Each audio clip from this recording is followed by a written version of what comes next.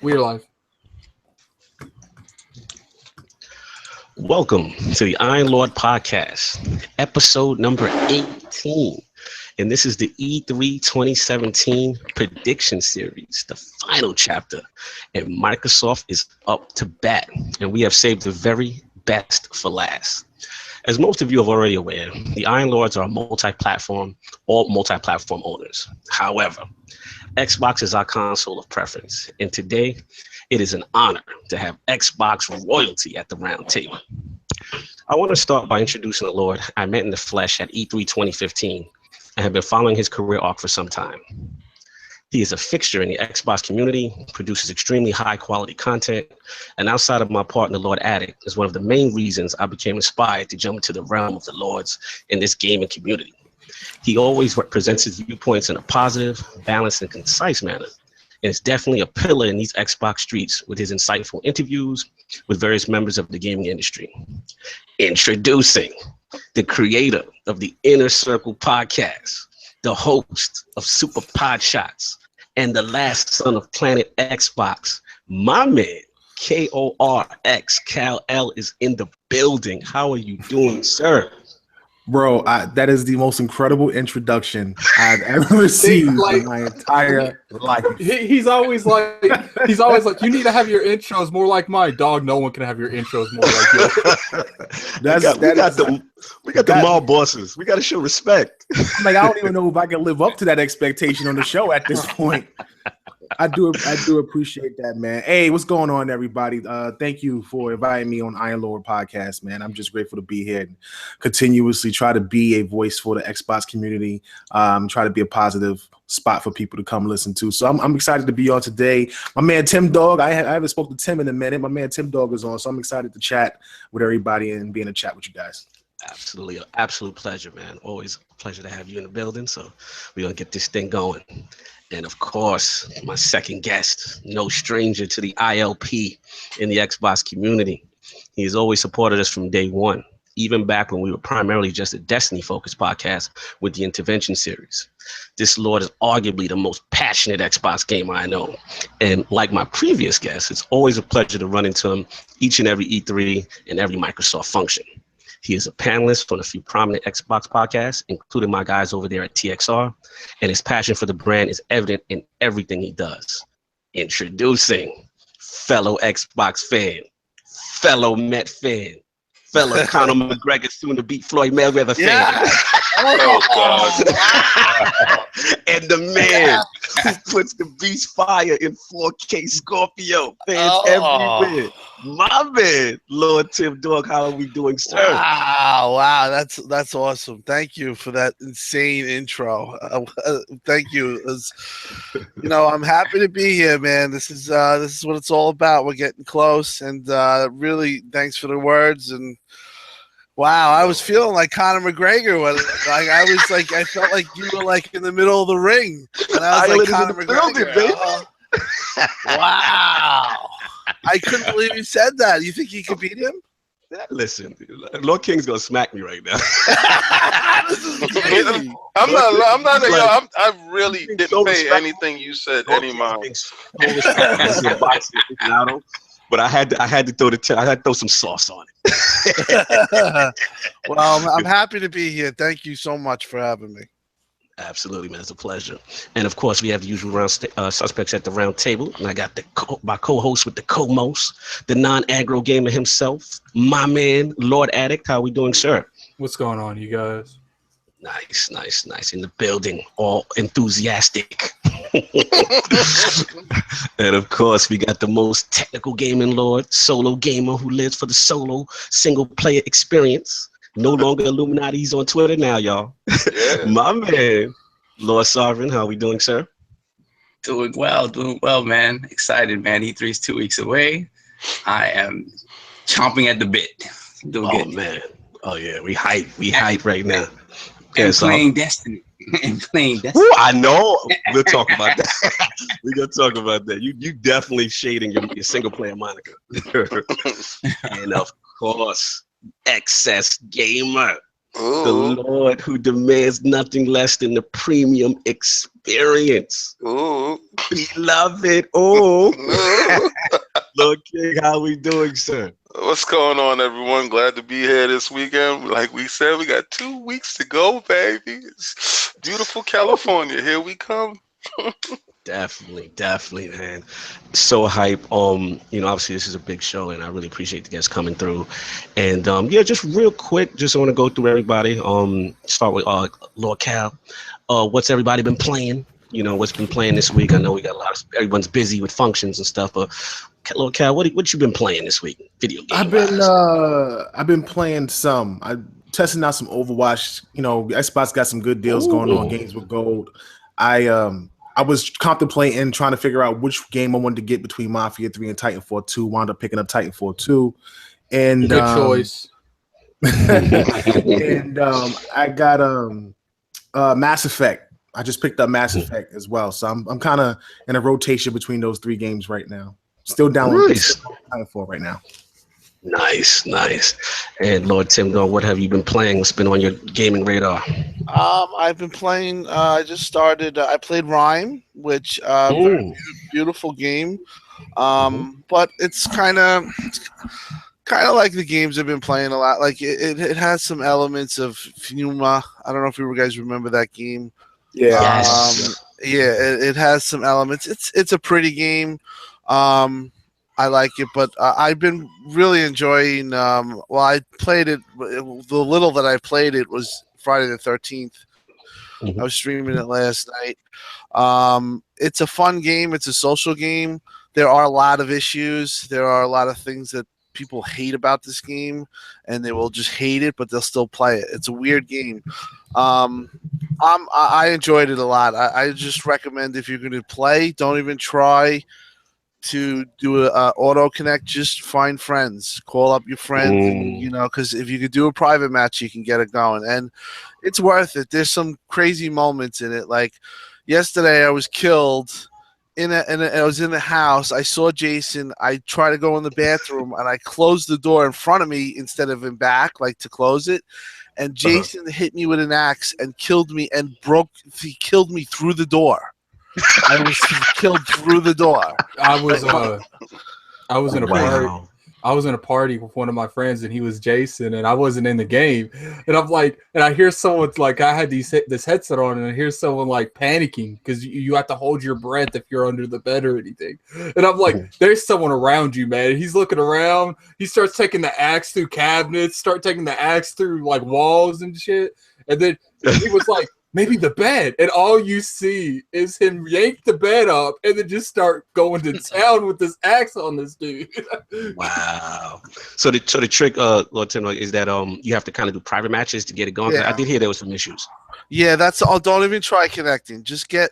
I think you could get 4 to. I think you could play with a minimum of 4. I'm not really sure. We started with 6 because I thought you had to have the full 8, but that's not true. So you could have like, I guess 6. One's Jason and the other 5 are. But yeah, that's the only way to go. And typically go with whoever has the best connection who's going to host. That basically if you're going to do it that way.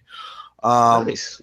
So I like I said, I can't really recommend it, but it's just it's a weird game. If you love Jason, you'll be happy. Yeah, because I see the potential with it, and it's just like I love the premise. I just was hoping the execution be better, but if they fix the issues, it could be fun, right? It's a shame that it came out with issues because it would have been a very fun game. Nice. So, Lord Attic, what have you been playing? I've been playing Halo Wars 2 and Friday the 13th. That is all. Because I'm still waiting on my Xbox. I know. Hopefully, Xbox support. Well, it went from the 30th to the 1st. Jesus. Oh man, it was just the. Did I identify what the issue was? No, it just said your shit's on your way. Damn. Well, all right. Lord Salver, what's been going on with you, man? What you been playing? A little bit of Destiny, man. Trying to get my light up. Yeah. I was so shocked to see you on my friends list. Had you guys run me through the Prison of Elders and some story missions and stuff. Yeah, trying to get that light up to see if I could try my first raid and see how I fare at that. Nice. Then besides that, just Switch, man. Playing some more Thumper, getting my ass kicked by Thumper. A little more NBA Playgrounds. And the ARMS, man. The ARMS Test Punch was great. It really sold me on the game. So yes, I'm excited for that. With you on that one. Definitely a lot of potential with that, more than I expected. And yeah, man, Lord King, what have you been up to in these gaming streets? I've been dipping and dodging, flipping and gipping all over the place. This is really crazy, to be honest with you. I've been playing a little bit of Wii U because I got the Zelda for the Wii U came in, so I set that up for my son. And my PlayStation, Zero Horizon Dawn, and you know I've been VR and heavy with them. Speaking of that Thumper, shout out to the real Thumper that's inside that PlayStation VR. Get that one. You'll really be amazed at the game because it's really good. I've even touched my Vita yesterday, which was crazy. What brought that on?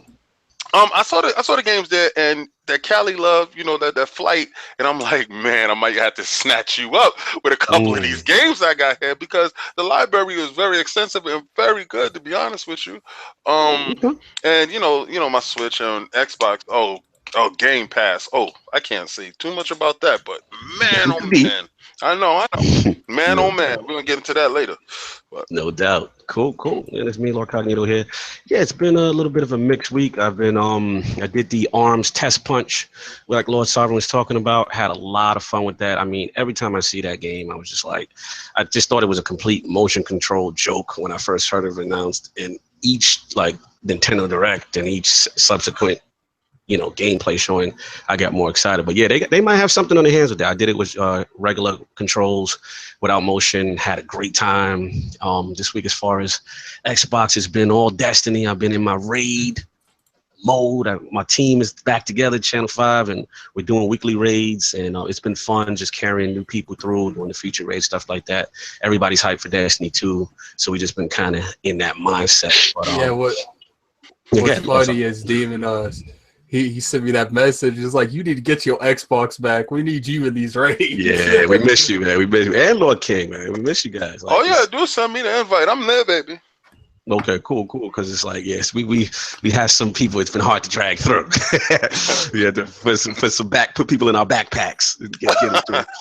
But yeah, it's been fun. But I want to get this going. I want to do a different approach this time for the show. Obviously, we have Xbox royalty in the building, and it's kind of like, I want to talk about, it's kind of like the state of Xbox right now. So we're going to bring the Xbox mob bosses, because right now a lot of the community feels Xbox is in a crisis, and obviously the climate has been a little rough if you've been an Xbox fan, the last couple of months. I mean, obviously the dominance of Sony IPs, you heard me talking about ARMS and the Switch and the rise of the Switch. And I mean, the numbers are there. Obviously, it's selling like hotcakes. They're doing very well right now. And what I wanted to start with the first topic is primarily the importance of this E3, and specifically pertaining to Phil's legacy. And what I want to have this set off with Lord Cal, because I've seen him comment on some things, that I kind of feel very strongly with, and I agree with him as far as, the mindset of Microsoft at this point, specifically Phil and where he's coming from, and the things he is doing and things he's not doing. So, Lord Cal, I want to set it off with you. Let's start about the state of the community, and then also how important this thing is to E3 is to Phil's legacy. I mean, I think for the hardcore base, no one is really bothered by it, honestly. You have some people who are a bit concerned because of all the third-party deals and stuff like that. I tried to bring levity to it with a tweet here and there about how, Microsoft, you can tell Microsoft is trying to refocus first party. They took a couple L's over the last year and some change. The loss of 2 studios in Press Play and Lionhead, and then Fable cancellation, Scalebound's cancellation. That kind of hurt them just a bit. So people are a bit concerned. And in all honesty, I didn't like last year's E3 from Microsoft because one, and here's the thing, and the biggest difference between last year and this year is when like the end of May hit, so much stuff got leaked. So when I went into the show, you knew everything. I knew everything, right? So I saw everything, and then they showed stuff from the previous year that we had already seen. I really wasn't impressed. Had it not been for the reveal of the Xbox One S and Scorpio, that show to me would have been a big L in my opinion. You know what I'm saying? Because Sony came out and showed some really good quality titles, stuff I didn't see before, like Days Gone or gameplay, like full gameplay of Horizon Zero Dawn, like Spider-Man. Like those were major show offs to me, in my opinion. So I really wasn't blown away by it. But and then you come out early this year, you have all the issues with the scale-bound cancellation. You got a weak lineup just about. And there's no knock on Phantom Dust. There's no knock on Voodoo Vince. But, you know, original Xbox. I'm just keeping it 100. Like, original Xbox games is not knocking nobody's door down. You know what I'm saying? So for Microsoft, what they have to come out and do is show that the games that they're going to be producing work and that they're going to release this year. To me, the most exciting game, and I know a lot of people don't think this way, but to me, the most exciting game they can possibly show besides a new reveal of something is Crackdown. And the reason why I'm saying that is because I try to get perspective that you have the original developer of Crackdown working on the game, who's also the father of Grand Theft Auto. If you can produce anything similar to a mix of Grand Theft Auto and Infamous, and I know that's a big jump, but if you can give me the mission-based, story-based side and single player with Crackdown, like you would do in Grand Theft Auto in an open world city, driving around, going mission by mission, trying to take out some big boss, and maybe the bosses are super powered as well. And then on the flip side, in multiplayer, you have all these superheroes running around, leaping from buildings, crumbling all over the entire city, bullets flying, explosions going. You hop in the car transforms, you're driving down the bridge blows up, you hop out the car, jump out. If you can make it that intense, that exciting with that many people on screen, plus the destruction, the entire city is destructible, you have a revival of a franchise that can really inspire a lot of people to hop on Xbox.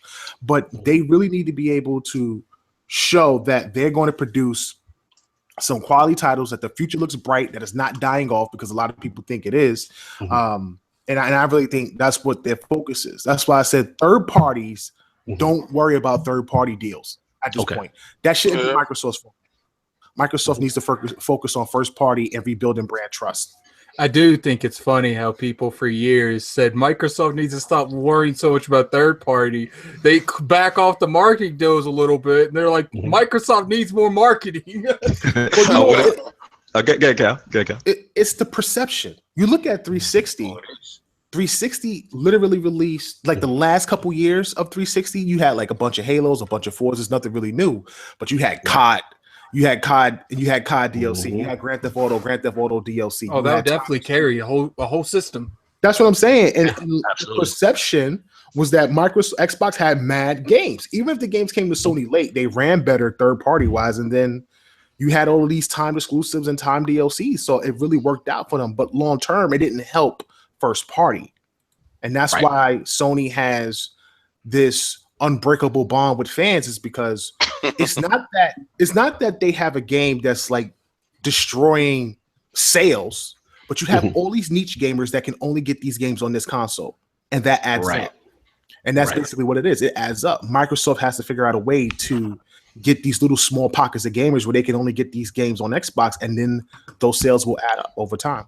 I just want one question before I pass it off to Lord Tim. For reference to what you said, Cal, like, what do you feel like as far as people? I know we're going to get into the marketing deals a little bit with the next. I don't want to spill too much into it, but almost with the mindset of people saying that, like, maybe Phil is not being aggressive enough in a war that they necessarily need to win. Obviously, you know, like you said, hardcore fans, we really, you know, they most part are not concerned about it. But to the casuals, sometimes the perception is that Microsoft is not trying. And then you have like things like Sony out here, you know, obviously they're winning the NPD, the sales, stuff like that. And we have obviously the Switch and stuff like that. So what do you say to those who really feel that maybe Phil's approach and his attitude, you know, is just maybe too laid back? You know what I mean? I know exactly what you're saying. I think that Phil, first of all, Phil's been in the game for a long time. He's a PC gamer, and you know, he's a really good guy in the industry. It's the reason why everybody, when he became the head of Xbox, praised him. praised that this was a great decision when Don Matrick stepped out. That says a lot about the industry. He got kicked out. Don Matrick wound up. Yeah, he got pushed out, and when they made Phil Spencer the boss, you got Sony and Nintendo. Everybody is congratulating him, and this is a great decision. This is a great move. That says a lot. But what I would like to see more from Phil is fire and more as a console gamer, just as a console gamer, not just as a gamer, but as a console gamer. I would like to see more fire from them. And I know they got the FanFest thing and they do all that stuff like that. But sometimes the same thing, perception is everything. I've seen recently somebody asked him a question about Mixer and whether or not he wanted to bring it to PS4. And he said yes. And in my opinion, that's something that you have built on your platform. And don't get me wrong, it's great for gaming, it's great for the industry. But at the same time, that's an advantage for you I don't view it that way. He's going at Twitch, you understand, with the Mixer. So Twitch is on everybody's platform. What he wants it to be is the same thing as Twitch, that it's available on everybody's platform and everybody gets a chance to use it and everybody gets a chance to broadcast it. And they already know that the PlayStation can't broadcast in 4K, so they already understand that. So yeah, you can have this substandard thing on that system, and that's fantastic. But what he's going at, and he's playing chess, so he's looking at a bigger picture. Not to say that your point isn't valid. Your point is valid, but he has to make it appeal to everyone to bring everyone in. Because if somebody says, "Yeah, I got Mixer over here," well, how come it looks so much better on that Xbox? Oh, they do 4K. Oh, really? And bring them over. I understand that, but you're looking at long term. Now, don't get me wrong. Obviously, it's you bought this company, you spent a lot of money on it, you want to recoup a lot of money on it. And I understand that 100%. Obviously, you're going to have to go multi-platform in order to even challenge Twitch, which is practically on everything. You know what I'm saying? So I get that. But at the same time, unless you come out with some type of exclusive feature sets or something like that, it's another reason why somebody may choose PlayStation over Xbox. You can say that for now, but when PS5 comes out, and Mixer has to upgrade itself for PS5, and the things running on Mixer is actually better on PS5 than Scorpio, then you're at a disadvantage once again with your own product. So for me, it's not even so much the Mixer thing, but it's just more of, I would like to see more focus on the Xbox gamer and not so much focus on everybody all the time. I want to get up. I feel what you say. I want to get Lord Tim Dog in on this. Die for his opinion as well. We're going to jump back on that point because I know where you're going with that, guy. Tim Dog, are we there, sir? Yeah, Lord Tim? I'm listening to. I know you've been hearing a lot of the concern at the round table. The families are upset. I listened to everything that was said. The thing that is, we're going to talk about it in the next thing, but you see the deals and you see the cost cutting moves. You see everything that's going on. You see them missing out on games like Lawbreaker. Okay, you see what Phil says. Basically, no marketing, nothing. He's basically, he said that's not in our vision, but he said first party is in their vision. Right. So for me, it's and I think a lot of Xbox fans, it's going to be put up or shut up. You're 3 years in now. Okay. You should start to see some growth in that area since you've been talking about it, and you have to show it. So at E3 it is a critical E3. Now, something, it might be light, but the fact is that they have to give us that vote of confidence, because that's the vote of confidence that I think every Xbox fan is worried about right now. They don't want it to become a Steam. They don't want it to become strictly a service. They want them to create games like Crackdown, create games like Quantum Break. We've grown up being, that's a part of the deal. So I fear sometimes that there is no movement in the first party department. They're not spending money anywhere. They're just saying they're not. They're saying, okay, we're going to put it here. But then if they don't show it, what are they really doing with that money? I do feel that Microsoft is. I think Meyerson is Phil's boss. So I think that Meyerson might be a numbers type guy that just keeps trying to cut. The point is that you're going to have come to a point where you say, I got to make games. I got to be real about it. And if you're not, then you're going to lose guys like me in the hardcore. And that is what you do not want to do. We want the full cake. You got everything there. You have Scorpio. You built it. You got to make games. That's the way I feel personally, and I'm very passionate about it. Once you start losing your hardcore, then stuff goes downhill from there. Exactly. Yep. No doubt. Lord Starve, I want to get your feedback on this as far as just the whole perception of Phil right now, his legacy coming into this E3. Where are you at with this, Lord Starve? I've always been of the mind that when you look at, I always felt that Xbox, no matter what they did on a worldwide level, as much as I love Xbox, as much as that's my platform of choice, on a worldwide level, it was never, ever going to be what a PlayStation is. It just doesn't have the foothold throughout the world. So my feeling for the system is that I've always wanted it to be the best place to play third parties, always win the power conversation, and then give me some interesting first parties, and obviously expand upon the big pillars that you have already in terms of that. Doesn't necessarily have to be the mind-blowing stuff that you get, out of Naughty Dog or something like that, but just something to differentiate the system. Now, I understand what Tim Dog is saying. I understand what Cal is saying in terms of like the first parties is very important. Give me a real reason to come to this system and make it be a differentiator from what PlayStation is. I think the position that they're in and what Phil's thinking is moving forward is I have to try to make this system as appealing to the general consumer as possible. And by doing that, I understand the games are super important, but building up a game, building up a franchise, that is a multi-year, multi-million-dollar endeavor that doesn't always pay off. And it's a tough thing. And they've had tough luck in that regard where things they've invested in haven't paid off. And also they victimized themselves also, because what they've done is they haven't shown the confidence in certain IP to take a game that's a 7 and say, we're going to build on this. What they've done traditionally is they drop it. They say that, that's it. Nah, it didn't do what we needed it to do next. And by doing that, obviously your core loses confidence in you. But I think Phil's thinking moving forward is I have to make the console as gamer friendly moving forward with the services they provide. And his hope in doing that, when you talk about Game Pass, when you talk about things to make the entire ecosystem more appealing to the average consumer, and hopefully that brings people in, which would give the number crunchers the confidence to put more money into the single player stuff and give us more. So it's just one of those things where it's like I understand the nice guy persona thing, and I understand, but Bill, let's be clear.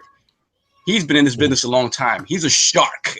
He's a shark. He just doesn't no doubt come off that way. He fully understands what he's doing.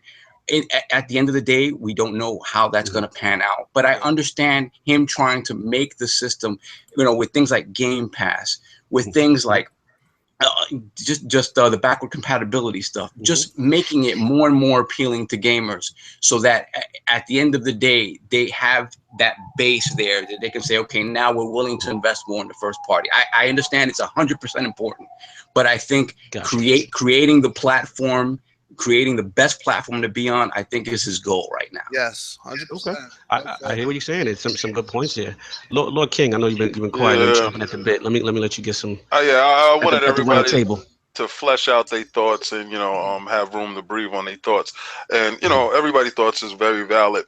I've always equated Microsoft trying to gain ground in a place where PlayStation yanked the throne away from Nintendo. They were bruised by Nintendo. They yanked the throne away from Nintendo, and we viewed PlayStation as the place to go to play games, and it was cool. No, he's talking PlayStation 1 during the whole PlayStation Nintendo 1 for the CD based, correct? Yes. Okay. Yes. So and from there on, they built. They constantly were the champions in that realm until Microsoft came in, and that's because of the demise of Sega. So it always seemed like it was a rainstorm outside, and Microsoft was always trying to start a fire, try to get it going. Some days it'll stop raining, and the sun will shine on us, and we can cook, and it was fantastic. Microsoft would get it going. But right now, it seems like it's a downpour, and they're trying to get this spark going, to try to get this fire going. I don't think Scorpio starts that fire, and here's why. Just like Cal said, last year's E3 was a semi-disappointment in the point that we knew everything going in. Right. And, we just wanted to see more of stuff. And the stuff that we did get excited about, it's like Scalebound got canceled. So, okay, you put out a system. Yes, the Xbox One S is fantastic. It's nice. And you're coming out with Scorpio. Now you're going to have the narrative that you're bigger, stronger, better, and you want those third-party games to run better on your system. We always had that advantage, and that was fantastic. But that's going to be short-lived because the PlayStation 5 will come out at some point in time. Again, we'll be back at that narrative. What I've seen, and we'll get into it in a later segment, is the direction Microsoft is going in. I think Cal or Tim Dog brought up the fact that they don't want it to become a service. And what I've noticed is it's going that way. We're going to do these mid-system refreshes. That's nice. The backwardly compatible stuff, this stuff has to concern you because they are backwardly compatible with the Xbox One games all the way up, right? Okay, so now that they have broken that threshold and they can offer these games as a service, how can we figure this price out? When he says stuff like he wants the mixer on PlayStation, like, really? So you're not feeling that. So you're not feeling that. I'm not feeling it. As Xbox fans, are we feeling when Phil makes these kind of statements? No. Okay. No, not at all. I'm not feeling it at all. Listen, PlayStation is a hardware company, period. Right?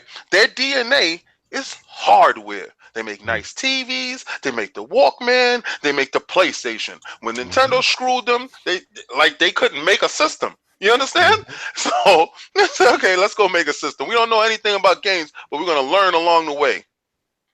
And they're not knowing how to make games allows them to purchase little developers along the way to produce games. They make great systems, games come through. Microsoft is a software company.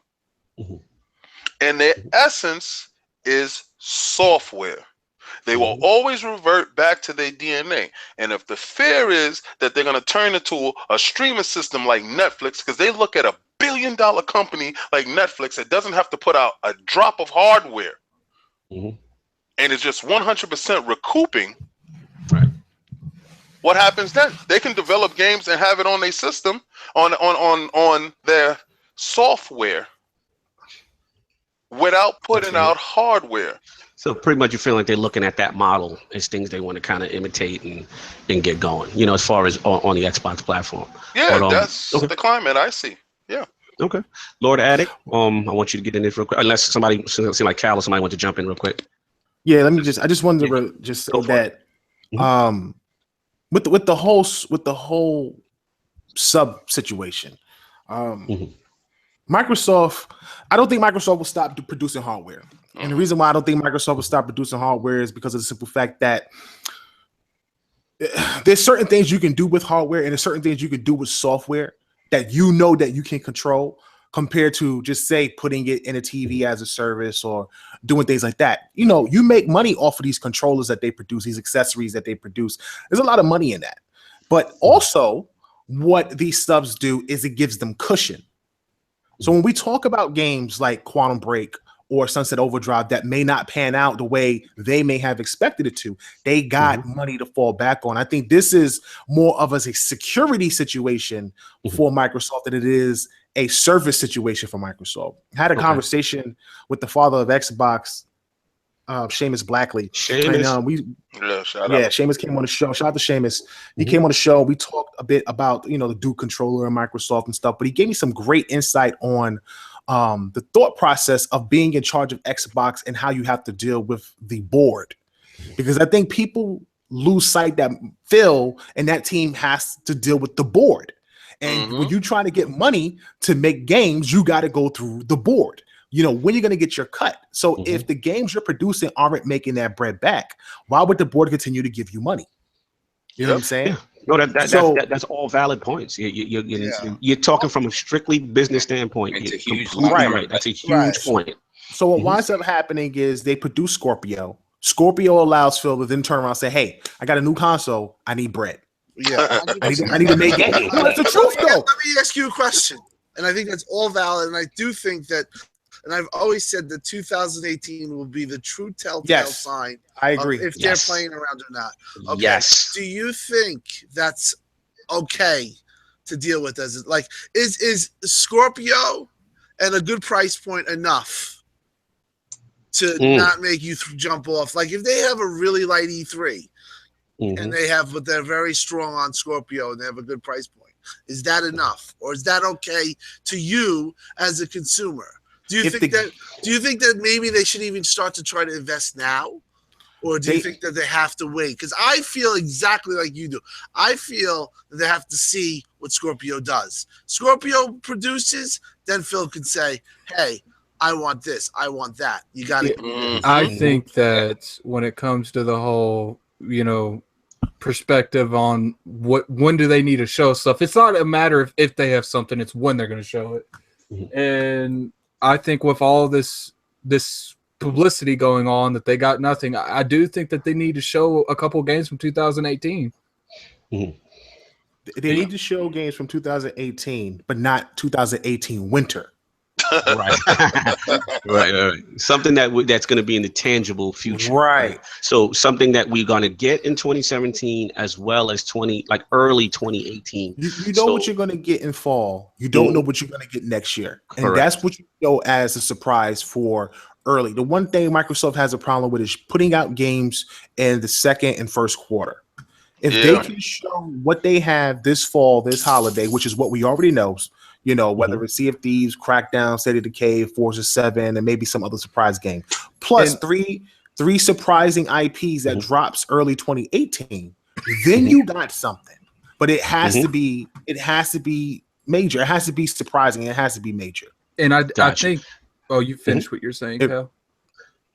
Yeah, I mean, I'm pretty much I'm done. Go ahead. I feel like go ahead. Because I want to ask Tim a question. I feel like the biggest issue they have, and I feel like this particular issue, all their problems of Microsoft draws down to this issue, and it's releasing games at the wrong time. Like they have an obsession with releasing in the holidays, and games like Sunset Overdrive have a hard time competing with games, so that in turns makes it the sales aren't exactly where they should be. Then it's like a domino effect that gets back to Microsoft. Microsoft's like, look, we gave you X amount of money and you made Sunset, and we didn't get the return back. And then but if that would have been launched in the fall, not the fall, like the spring, March, early. That's one thing in the I year. think Sony does very well, honestly. You know what that is? Go ahead, Cap. No, I'm sorry, I didn't mean to cut you off. Go ahead, finish up. No, I was just kind of piggybacking off Lord Alex's point, which is that I think that's something that Microsoft needs to improve upon, because I do remember certain times when they were releases like a Sunset Overdrive or even a Halo, where it's very close to the Call of Duty release, and it's just like you can't do that thing. You have to allow the title to breathe. And I understand sometimes from a holiday perspective, they look at it where Black Friday, you have all those deals, all those sales, and you can kind of group things up. But sometimes I feel that leaves the IP to die and not flourish properly. Now, obviously, Titanfall wasn't there. Yeah, exactly. Titanfall wasn't there. They need to acknowledge. Yeah. Exactly. You know what I'm saying? But I just look at games like that, and I just think it's such a shame, But go ahead. It's like I said, though. I think there's a lot of issues when it comes to the, Microsoft over the years. You could say what you want about them. You could say they don't have a lot of games. They have probably one of the most iconic brands in gaming besides the PlayStation. And, especially, they have a lot of things to thank for that in the 360 era, like Call of Duty. Call of Duty really brought their name out of the shadows in the 360 era. And, they've built this brand, and it's like, me and Lord Cognito said, like, they're a software company. If you look at from just a perspective of dashboards, look at the dashboard we currently have and the dashboard the Xbox One first came out with. It's night and day. Absolutely. And, that's the one thing you can, like, you can really, if they had games with that, and we get constant updates, like, consistently. I think it's, people remember they used to get those monthly updates, just the monthly. Right. It's like I feel like we're hearing new stuff they do into the dashboard every other week now. No, absolutely. But is it enough? No, it's not enough. They need solid games to go with it. But that's the only thing they lacking right now. And it's like Cal has said multiple times in the past. This has been a 2017 issue. Every year before that, it wasn't an issue. They launched plenty of games. Right. The thing about Microsoft with the whole release in the fall thing, it's the leader delusion. Yep. And what I mean by that is, and when you had the 360, you would drop gears and it would do 5, 6, 7, 8 million. There was no major competition besides Call of Duty, but the games were so different. Your fan base would pick it up regardless. Halo, same thing. You know what I'm saying? Halo drops in the fall. You don't want to put nothing around Halo back on 360. You know what I'm saying? You had Master Chief outside Times Square. You know what I'm saying? People, Halo. The presentation was crazy. So it's not that game anymore. It's not that game. Halo, right. That's the only game Microsoft has to even a little bit compete in the fall, and it can't compete in the fall. Sony has games that Sony don't even really have games that compete in the fall besides The Last of Us. It's a different generation, and it's also a different mindset of gamers. Yep, the mindset has changed. The mindset has changed. If you look at what's being played the most, and you look at what is really dominating, it's really a lot of these longevity games like the MMOs and the Destinies and the Overwatches and stuff like that. And I think that's why Phil was trying to make that point when everybody got on him about Zelda and Horizon Zero Dawn. He told the truth. He told the truth. He just used those games. So and then so with that being said, Microsoft is just putting themselves in a position where they have to kind of wake up to reality that the games that used to be major hitters aren't anymore, and they need to find something not to replace them, but to pick up where those games had left off. Exactly. Now, and that's where I think the crackdown comes in. I just really wanted to ask Tim Dog. That's problem. I was actually passing it right over you for that. Thank you. I appreciate it. Tim, now we know that the Scorpio is going to be very powerful, and we already know Microsoft said that they won't have Scorpio exclusive games. But in your opinion, right? Because I see that the Microsoft that green runs in your blood. That's right, baby. Xbox Mobb family in here. Exactly. We all green in here. I know we want a new system. We love hardware. We hardware junkies, right? But let's just say, what must they do? What game should they put out? A game that Scorpio only that you have to get this system for, that you have to see this power with, and it's not VR, because VR makes you buy a headset and adds more dollars to the purchase. The game, the headset, and the system. That's a little bit too much for certain people. Don't you think they should have a game that shows you the power of this system and is not held back by the old generation? To be honest, I think that they're strictly going to do the console refresh, meaning they're going to do the same exact thing that Sony's doing with PlayStation Pro. I think that what you're talking about is maybe something that they could do at the end of a generation, maybe when it's like far gone and people just are like Xbox One, everyone has Scorpio.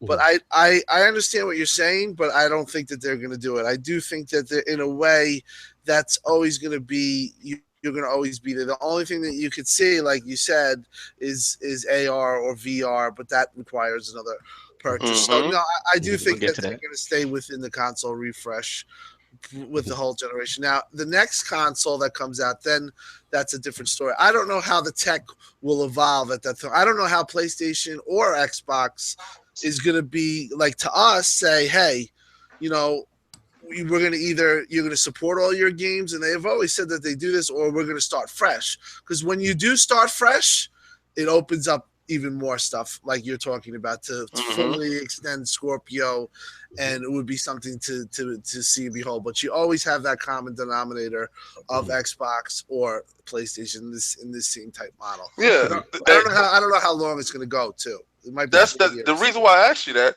is because I have a PlayStation Pro. Right. There's absolutely no reason that I got rid of my regular PlayStation for this Pro.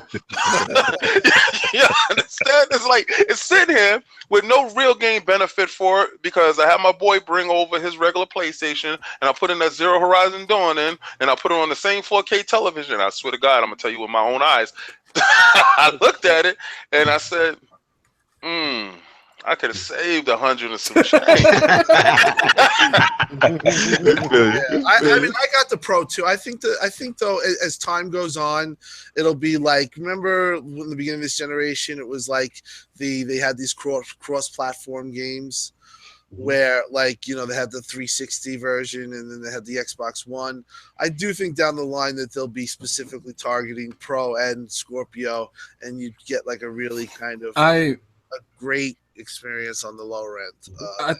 I think a good way that they could, you know, benefit the Pro and Scorpio users is, you know, mainly the Scorpio because I don't have a Pro right now, but is you know, instead of, you know, trying to make a new game that's built around Scorpio, because I think right now it's like, you know, it's like Lord Tim Dog said, I don't think they'll do that until, you know, enough time goes by where the majority of their hardcore have upgraded. Because that's the people who's going to bitch. It's going to be the hardcore. That's the people that's going to go on Twitter. But if, you know, a lot of them have it, you're going to get a bunch of Lord Kings. It's like, oh, well, you should have upgraded.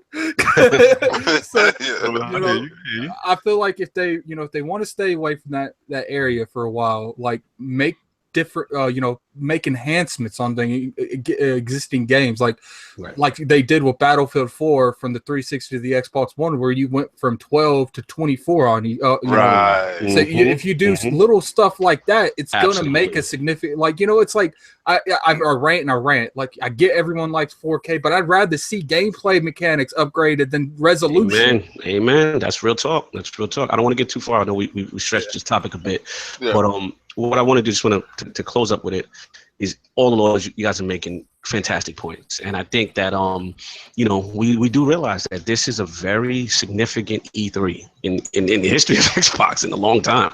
I mean, you know, backs to the wall. There's a lot of pressure here. The fan base feels away. You know, I definitely agree with Lord Cal as far as, you know, the money having to be spent right and things have to be invested right. We're going to get into that with the next topic. But I also do feel a passion from, you know, Lord Tim or Lord King, because it's like, you know, they have to show us now. You know, we've been patient. We're trying to see what this vision is long term, but it's showtime. Now, will it all be in E3? Probably not. But as long as we have that roadmap and have that confidence back in the brand, I think that's key. And what I just wanted to reiterate back to Phil's legacy, the reason why I put that up is because there's no secret. Most of the Lords know, you know, I'm a big Peter Moore guy. That was my guy, you know. And as far as he did a lot for the Xbox brand.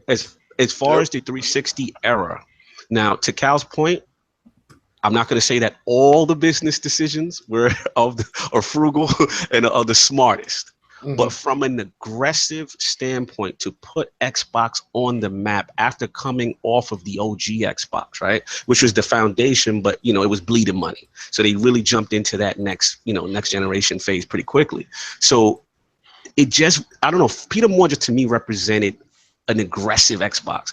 And I'm not disrespecting Phil in any means. He could be looking at this thing and saying, okay, financially, we will, you know, that wasn't, you know, the smartest decision, investing in DLC, you know what I'm saying? And what was it, Lord Cal? Or I believe it was the Ballad of whatever, Gay Tony. Oh yeah, the Ballad of Gay Tony and the oh my God. They wasted money. You know, they spent like 10 or like $20 million on that for like, I don't even know how long, bro. Don't make no sense. Some of the decisions were bad, and it's from a financial standpoint, from a gamer standpoint. Because back then they were very okay with opening the checkbook.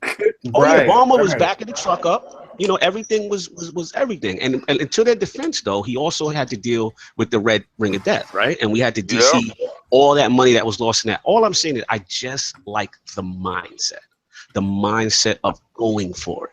And I'm not saying Phil's not. I just feel that sometimes with the statements, he puts himself in a tough position with the Xbox faithful to say, like, you know what I'm saying, Tim Dog? Is like, sometimes he comes from left field with some things, like, yeah, you know, you're like, I love you, but don't say that. No, that's the truth. It's the truth. I mean, I even tell Phil to that. I would tell Phil that himself. Like sometimes, like the one comment when Scalebound was canceled, and he was like, "That's good for the industry." That was like a comment that, like, what do you say to that? Like sometimes you're looking at it, and you're like, what does that mean? So I do think that Phil has a lot of pressure sometimes, and I do think that he's trying to make it the best, but I do think that he has real obstacles that he has to face, and that's like getting budget from the higher ups at Microsoft. Right. And those guys aren't really gamers. They're clueless. You're literally bleeding into my next topic, Lord Tim Dog. So I'm going to pass it right to you with that. You know, the importance of the marketing deals, right? And you know, obviously we know Sony has the majority of these deals. Far Cry, Battlefront, Destiny, you know, and just seeing all of these deals go that way. And shout out to your boy Rand. I believe he made a good video, you know, in reference to that. And it's one of those things that on one side you may say, okay, Sony's investing in that. That is if you're Sony, that's the perfect counter to something like the Scorpion, right? Because you say to yourself, okay, they got the power. The better version is going to be on that platform. But if we take all the marketing and we're aggressive with it, we may be able to fool the casual into saying that this is a PlayStation exclusive, or you can get this experience here. So my question to you, Lord Tim Dog, is now with these deals starting to form out, and it's looking like it's just Assassin's Creed Origin, I believe Shadow of War is on the Xbox side. You know, do you think this is the right approach? Do you think, you know, where are you at with that as far as? Well, my opinion is it's not the right approach. My opinion is that it's something that he really shouldn't corner himself in, which he's already cornered himself, because he's saying that we're not going to go for marketing. He's being honest. He answered that question to that person. So they're not going to. I think personally that they should try to have marketing deals, and they should try to push their platform, UWP, and maybe get the games made for that, or specifically made with textures, 4K textures, to push Scorpio. But they're not doing that, and that's where we're, you know, I mentioned it before, where we were going to talk about this. Listen, I've heard Phil say that he's a competitive person. Okay. You're not competitive when you're losing deals like FIFA and you're losing what you have. You have all these cost-cutting moves. You're not picking up games like Lawbreakers, which is right up your alley, which you're talking about single players and how it's not doing it. Well, here's a model where you could on your platform make a lot of money on it. You're not doing them. You have a series of cost-cutting moves, and it doesn't look good. It's not good to be non-competitive in a competitive market, because Sony is competitive. That's what's going on. Is they're saying, hey, we're taking it. We're going to take it to them, and they're smart. You know why? Because their whole company derives off of. They need PlayStation to be successful. So, in my opinion on the whole thing, though, is that they have to do a little reevaluation, and we have to be loud as fans. We have to tell them that we're not going to stand for it. We're not going. You got to be Destiny fans. We're going to get into that. What I suspect is going to happen, and this is like really down the line, is that we're going to have probably an E3 where questions are still abound, and then Scorpio is going to hit. I do think it's going to do good, and I do think that you're going to change the mindset of things, and Phil has to relook at things that maybe he said, and he has to reevaluate. It's the thing that changes. You know, if he gets a big third-party deal in 2018, you know, people are going to say, well, you said this and this. Sometimes you have to change with the market, and sometimes it's great that Phil talks to us and he's open like this, but it does have some things where people put you and draw lines in the sand now because you're saying things. Absolutely. So he has to just be open. You could reevaluate things, and I just say be aggressive, be competitive. You know, I'm sorry, but when I see a lot of Xbox executives and people in their thing, and they're promoting Horizon, and they're saying this is this and that, it doesn't feel right. It's like like you're losing. It's like the Giants going on the Cowboys thing and saying, "Yo, man, you fucking burned me, man." I hear you, man. It's like sports teams. That's a good analogy. It is like sports teams. It's true. It's absolutely true. I don't know. So I do think that it's a learning process. And Phil always talks about that. That's what I like about Phil is he's open to think about things, and he's open to maybe changing his mind. So that's my feeling on the whole thing. You know, and we'll all talk. We're gonna all go into it, but that's just, you know, I don't think I'm losing my mind. But I'm gonna be honest. The FIFA deal, if that's true, that's disturbing to me. Like it's like, whoa. Like I think out of all the marketing deals they've ever lost, that's the one that's going to hurt them the most. Yeah, the FIFA one kind of rubbed me the wrong way, but I don't want to get too much. Lord Cal, we got to get him in. We got to get him in on this one. This is a big one. I mean, I was going to bring up the FIFA deal, and that definitely is an L on their part. That's an L. Because, the great thing about Microsoft and what they did Europe wise was the FIFA and the Forza. The two games that really dominate in the Euro market is racing and football. Euro football. So for them losing FIFA, that's huge. That's huge. But what it tells me, they more than likely will keep Madden because they got the NFL deal. If they would have lost that would have been absolutely embarrassing. Because I'm like, you're the market leader for the NFL, like the real NFL. They got Surface laptops and all that stuff, Microsoft commercials. Then you turn around and you lose Madden. That just would be crazy. But they lost FIFA. So what it tells me is that Microsoft truly is actually investing in first party. That's the only thing I can see that money going to. Besides them building the platform with all these features, it's like you have a feature-rich console. You have to put games on it to use those features. Mixer is a great feature to have when it comes to streaming. They want to make Sea of Thieves like Destiny. This is the one thing that they, even the Rare guys, when I talk to some of the Rare guys, this is the one thing they always talk about how this game would be like when you stream it. This is a mindset. This is a mindset that Microsoft has. They're trying to go on this grand scale to try to hit as many people and even get into the entertainment business of video games. You look at what they're doing with their tournaments, with the KI tournament, Halo tournament, Gears tournament. They're trying to move beyond just games and move into bigger aspects. This is what Microsoft does. They get their hands in one thing and then they branch out and try to reach as many other things in this one genre as much as possible. But in order to keep that base, in order to keep fans happy, in order to keep fans loyal, you're going to have to produce more first-party titles. They did an excellent job early on. They fell off now. And I think with Scorpio, it allows them to kind of restart. It's not going to be a console that everybody's going to buy. If people think it's going to outsell Xbox One, it's not. But they have an opportunity to get fresh bread in, fresh blood in, and show off some new games that run on Scorpio and eventually be downgraded to Xbox One.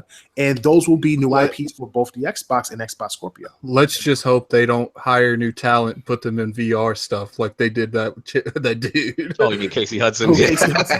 That's the most disappointing move so far that I've had. Yeah, I didn't like the that. writer of KOTOR and Mass Effect. And Mass Effect is working on HoloLens stuff. Probably some of the best written stories out there. You just lost the only Western RPG you have, and you don't have this man writing your next RPG. Right. Like that's I hope them and Bethesda have something. You know, the rumor is that Bethesda has something for Microsoft, whether it's timed or if it's exclusive. If they do, I pray to God it is this thing that me and Anchor talk about all the time. This what is it? Starfield, and having something Bethesda exclusive, I think that's the first time it's ever happened in the gaming industry. Yeah, that would be huge. Lord King, you want to jump in? I think you know me. Like I know we brothers. Simpatico. Love it. yeah. Okay, I don't think we sit there and know Phil's pie. Also, I know marketing deals come from when you're the market leader. Okay, so anytime we were the market leader, we controlled that market because we had people believing that you only played it here.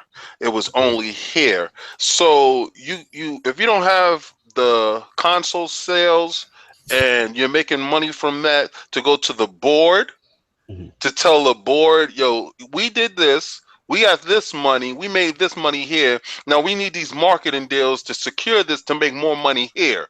Because when the public believes that we control the gaming industry, we will sell more systems. PlayStation doesn't sell systems off the fact that Zero Horizon Dawn, if they have 60, 70 million PlayStations out there, it didn't sell 60, 70 million PlayStations. I mean, units. It sold probably one or two. I think one of the main reasons that they're incorporating, hardcore Windows 10 is because that's stuff they can take to third parties to get more marketing. It's like, look, we might just have a console infrastructure, but we got millions of people on that's using Windows 10. That's all potential sales. Right. And they have to work from a position from behind. Yeah. And I know, you say you want Phil to be aggressive, but when this guy took over from the regular Xbox, he was in a position of winning. When they launched the 360, he was already ahead of the PlayStation 3. He was in a position they were a year ahead. They were a year ahead. The PlayStation didn't come out at that point, and they came off of a failed system, though. Let's be honest, like the Xbox. OG Xbox Duke controller. As much as I love that system, and it had a hard drive and it had Ethernet. The controller, I felt like I needed 3 arms for. Yeah, the one you can kill a small child. They made a smaller controller. Come on, guys, stop with the dude, man. I'm pretty sure some monks and stuff were considering using those controllers as nunchucks and not actual nunchucks. The point I'm trying to make with that is that even though we still have to give my boy Peter some credit, like from the standpoint, yes, he had the backing from these guys, but they did come from a standpoint that the Xbox One was a failed system. As much as it had innovation, they came up with the plan and they launched it a year ahead into the market and they gained some share. That's all I'm saying. I know where you're going with Phil in the comparison, though. Yeah, but Phil is playing from behind the 8 ball. He got dealt a bad hand. You're right. That's a lot of things that people don't talk about. Is the hand he was dealt exactly, and the climate it was, especially after the reveal. The Xbox One reveal was an absolute disaster from a PR standpoint. Yeah, we're in transition, and PlayStation's in position. You know what I'm saying? So you're right, though. You're right. The market leader always is going to snatch up those deals. Exactly. That's what the way the market feeds.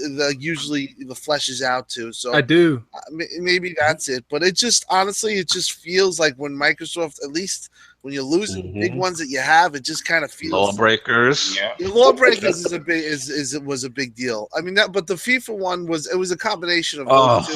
If you want my opinion, man, lawbreakers could have went anywhere. I don't care. But that FIFA, but it's just the FIFA is the punch to the gut, no doubt. But the lawbreaker just feels. It's almost like a backhanded slap because obviously the history with Click. But y'all not looking at the gold digger mentality.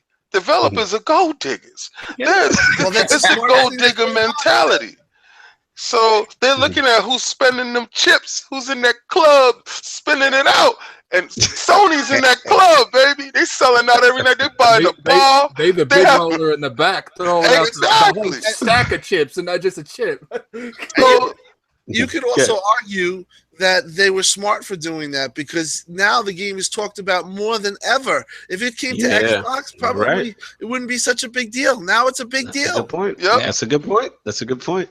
Look, I want to get Losov. You've been quiet. Losov, where are you at with this, the marketing deal, this whole deal? I think these third-party deals are absolutely a necessary evil, and Microsoft absolutely needs to be more aggressive in pursuing them because going back to something that Lord Cal said earlier and something that I've kind of echoed in the past, perception becomes reality very quickly. Very, very quickly. You absolutely, at the moment you're sitting there, and if you look back from the start of this year, you look at marketing deals with Resident Evil. You look at all the first-party stuff that came and the second-party stuff that came exclusive to Sony. Then you look at Lawbreakers. You look at now Far Cry 5. You look at Destiny. Like the perception when you're talking to the regular consumer, right? When you're talking to the regular consumer is going to watch the commercials on their TV and say, "I'm getting a PlayStation," because all of these things are coming to PlayStation. And again, it's genius marketing. It's genius marketing. And if you look, we haven't mentioned this before, but if you even look how they're marketing the PS4 Pro now. You have commercials. Dynamic. Yes, dynamic. Dynamic. They're promoting the checkerboarding. Exactly. They're promoting the checkerboarding, but to the person who's not us, who doesn't know that, they're like, well, Microsoft has true 4K gaming, but this is dynamic. Hold on. I'm going with the dynamic 4K. That dynamic might be better than regular Scorpio 4K. Who knows?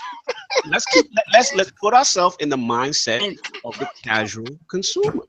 They don't know what we know. They don't know this hard. So, Lord Salva, I'm feeling you. Continue. The mindset as a casual consumer is what? There's marketing deals in gaming. What? It's like I just thought everyone came out for everything. I didn't know there's marketing deals. Go ahead, Lord Salva. So the thing is, again, with the going back to the perception thing, Phil needs to counter moves by Sony with direct counter moves in that same realm. You can't say, okay, I'm going to counter this marketing deal by doing something different that offers something different to gamers. And it maybe in the long term gives them something that's even better, but they're not going to see it that way.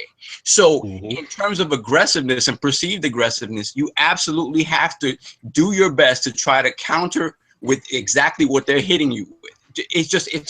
Again, maybe it's not the smartest thing to do. And going back to making Xbox the best place to play in terms of platform. In the long term, I can see the long game. But in the short term, it's not working because, again, we're going into E3 now, and Sony hasn't specifically done anything, and people are really excited about what's coming out of Sony. And all of a sudden, people who aren't us going into the Microsoft stuff, they're kind of like, well, Microsoft doesn't have much. They absolutely need to show stuff. They don't have much of anything. It's like the tone is down for people who are kind of on the line or not necessarily in the know, and that's again a perception thing.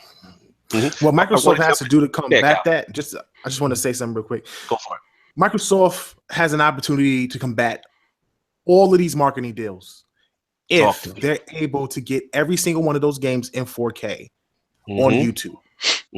Social media will be the way to combat the marketing.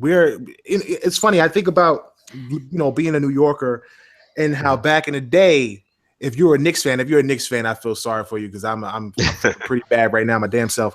But back in the day, if you're a Knicks fan, there was no better place to go between LA, the Knicks, Boston, Chicago, something like that, because New York was the media. It was the media capital of the world. But in today's world, you got social media. So it's not as big anymore. You can go to an Oklahoma City or Milwaukee Bucks and still be able to be a superstar now because you got YouTube, you got Facebook, you got Twitter. You can get your stuff out there to the public. So with Mixer and being able to do 4K 60 on Scorpio, if they're able to get all of those games and get all of those fans streaming, showing these games off, doing comparisons, putting it out to the public, the casuals, the moms and dads won't see it, but the kids will. And when the kids see it, and if the kids understand it, then they have an opportunity to combat it. But initially, before those games release, yes, Sony has it on lock, and it definitely hurts the perception. Let me jump in on that too, Locale, because I wanted to bring in this whole, I know last ILP you guys weren't around for that, but we talked about the whole significance. Obviously, we know Destiny is, our foundation from this podcast, but we talked about the significance of the Destiny 2 fiasco and the concern of, because Sony has the marketing deals with a game like that. Now, granted, the Destiny, Activision, Sony love triangle could be a unique thing in the history of gaming. But what the precedents I'm worried about is that if a game is marketed by Sony and they have those deals, does this offset the power of the Scorpio? Does this now put the developer in a position where they may have to use the Sony as the lead platform and force parity. Again, I'm not saying that definitely can happen, but I'm concerned that they may use this, and if it's something that Sony can do, it's the perfect counter. Right. You know, all I'm saying is that it would be a shame, because to me, coming into this whole E3, I'm like, okay, Sony's got the marketing, fine, you know, but if Xbox just shows, okay, our game runs better, you know, in Destiny's case, you know, we can do 4K 60 without issue, right? If they are able to do that, then to me, that offsets it, you know, because now it's like, this is definitely the premier place to play it, regardless to whether you have a little map or a gun. You know what I mean? You're not 4K 60, so to speak. So I'm just concerned with that, this marketing that's in place. Will this stifle the Scorpio as far as being able to actually showcase that the game is superior from a technical standpoint? What do you think, like Lord Cal, Lord Tim, though?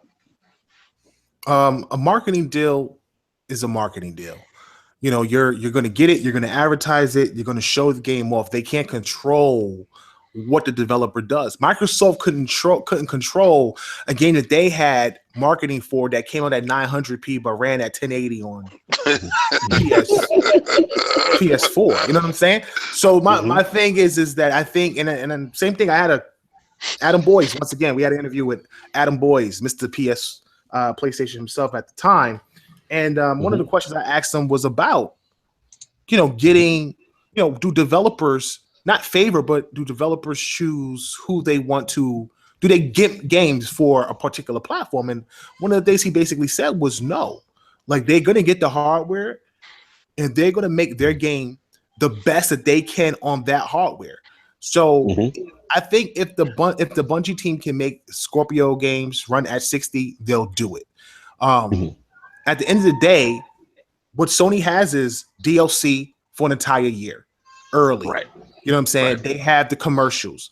They have all the stuff that you get early, which offsets that 60 frames per second. And it's up to the consumer. What do you want? Do you want the game that looks and runs at a better fidelity, or do you want early access to some guns and some armor pieces? Like, that's what you have to make a decision on.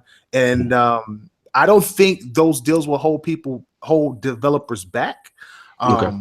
Because I don't think that's a part of the contract. And if it does happen, so. I would hope that gamers would start to boycott that type of stuff. Absolutely, Cal. And Tim, I just wanted your feedback on that real quick before we move on to. I think as an art or a developer, you're going to want to make your game the best it can look. I don't really feel that parity is going to be an issue.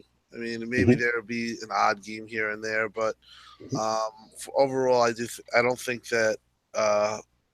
You know, that they're going to be held back on it. I think that they're just going to.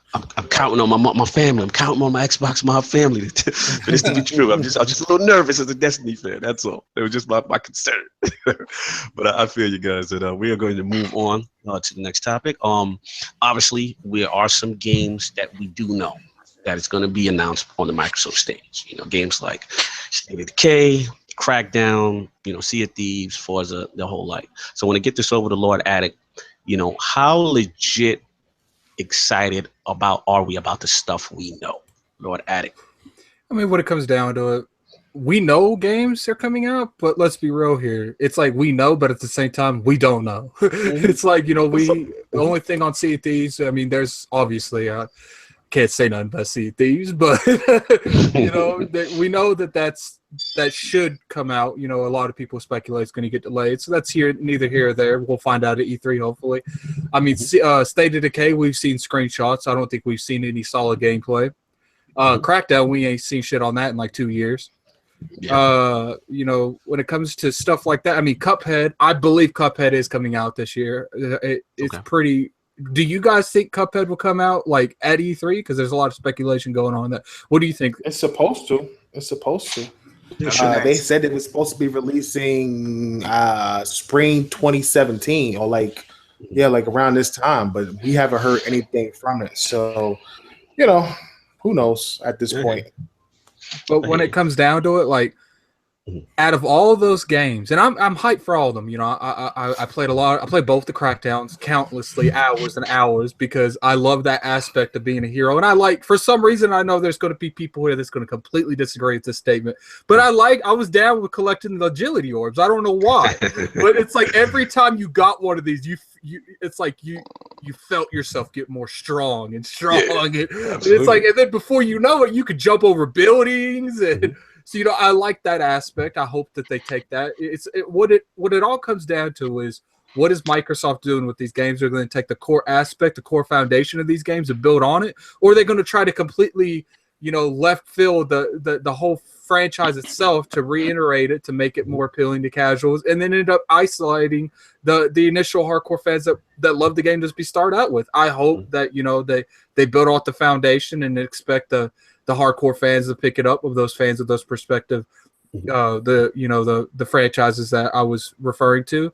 But for some reason, I feel like Crackdown is the most important IP that they got this year. It's important. It is important. I don't want them to have to fall back on State of Decay. Like, I really don't want that. Like, State of Decay is my baby. That's the one I'm most excited for too. I think people are snoring on State of Decay. Oh wait, but they act like because the first one was trash. The first one was a $20 arcade game. Let's lay off the first one. And it had so much depth to it. It had permadeath, and I'm just thinking about that. Not to do something right now because I'm excited. I'm just thinking about from a 4-player co-op standpoint, and just even if put it this way, State of Decay is so. I love that game so much that if they gave me the same game with just 4-player co-op, I would still go crazy. Now you're talking about 4K Scorpio enhanced, you know, with some time behind it, bigger map, and hopefully some more things to do.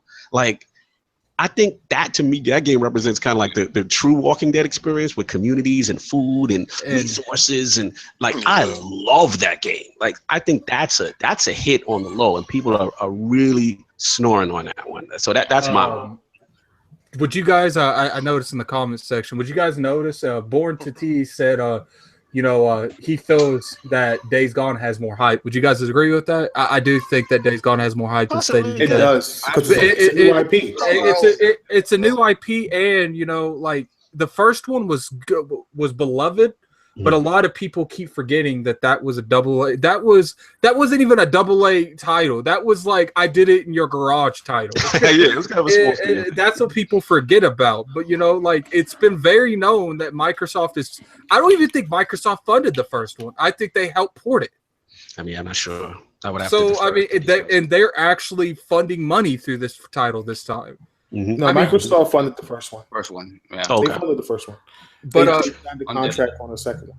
But, you know, they 10-year. I think they do have a 10-year contract, like Hal said. But, you know, it's like I said, like, out of all those games, you know, we don't know anything new. We don't know, you know, anything new that they're going to announce at E3. But like, I think the most important thing is Crackdown got to be lit.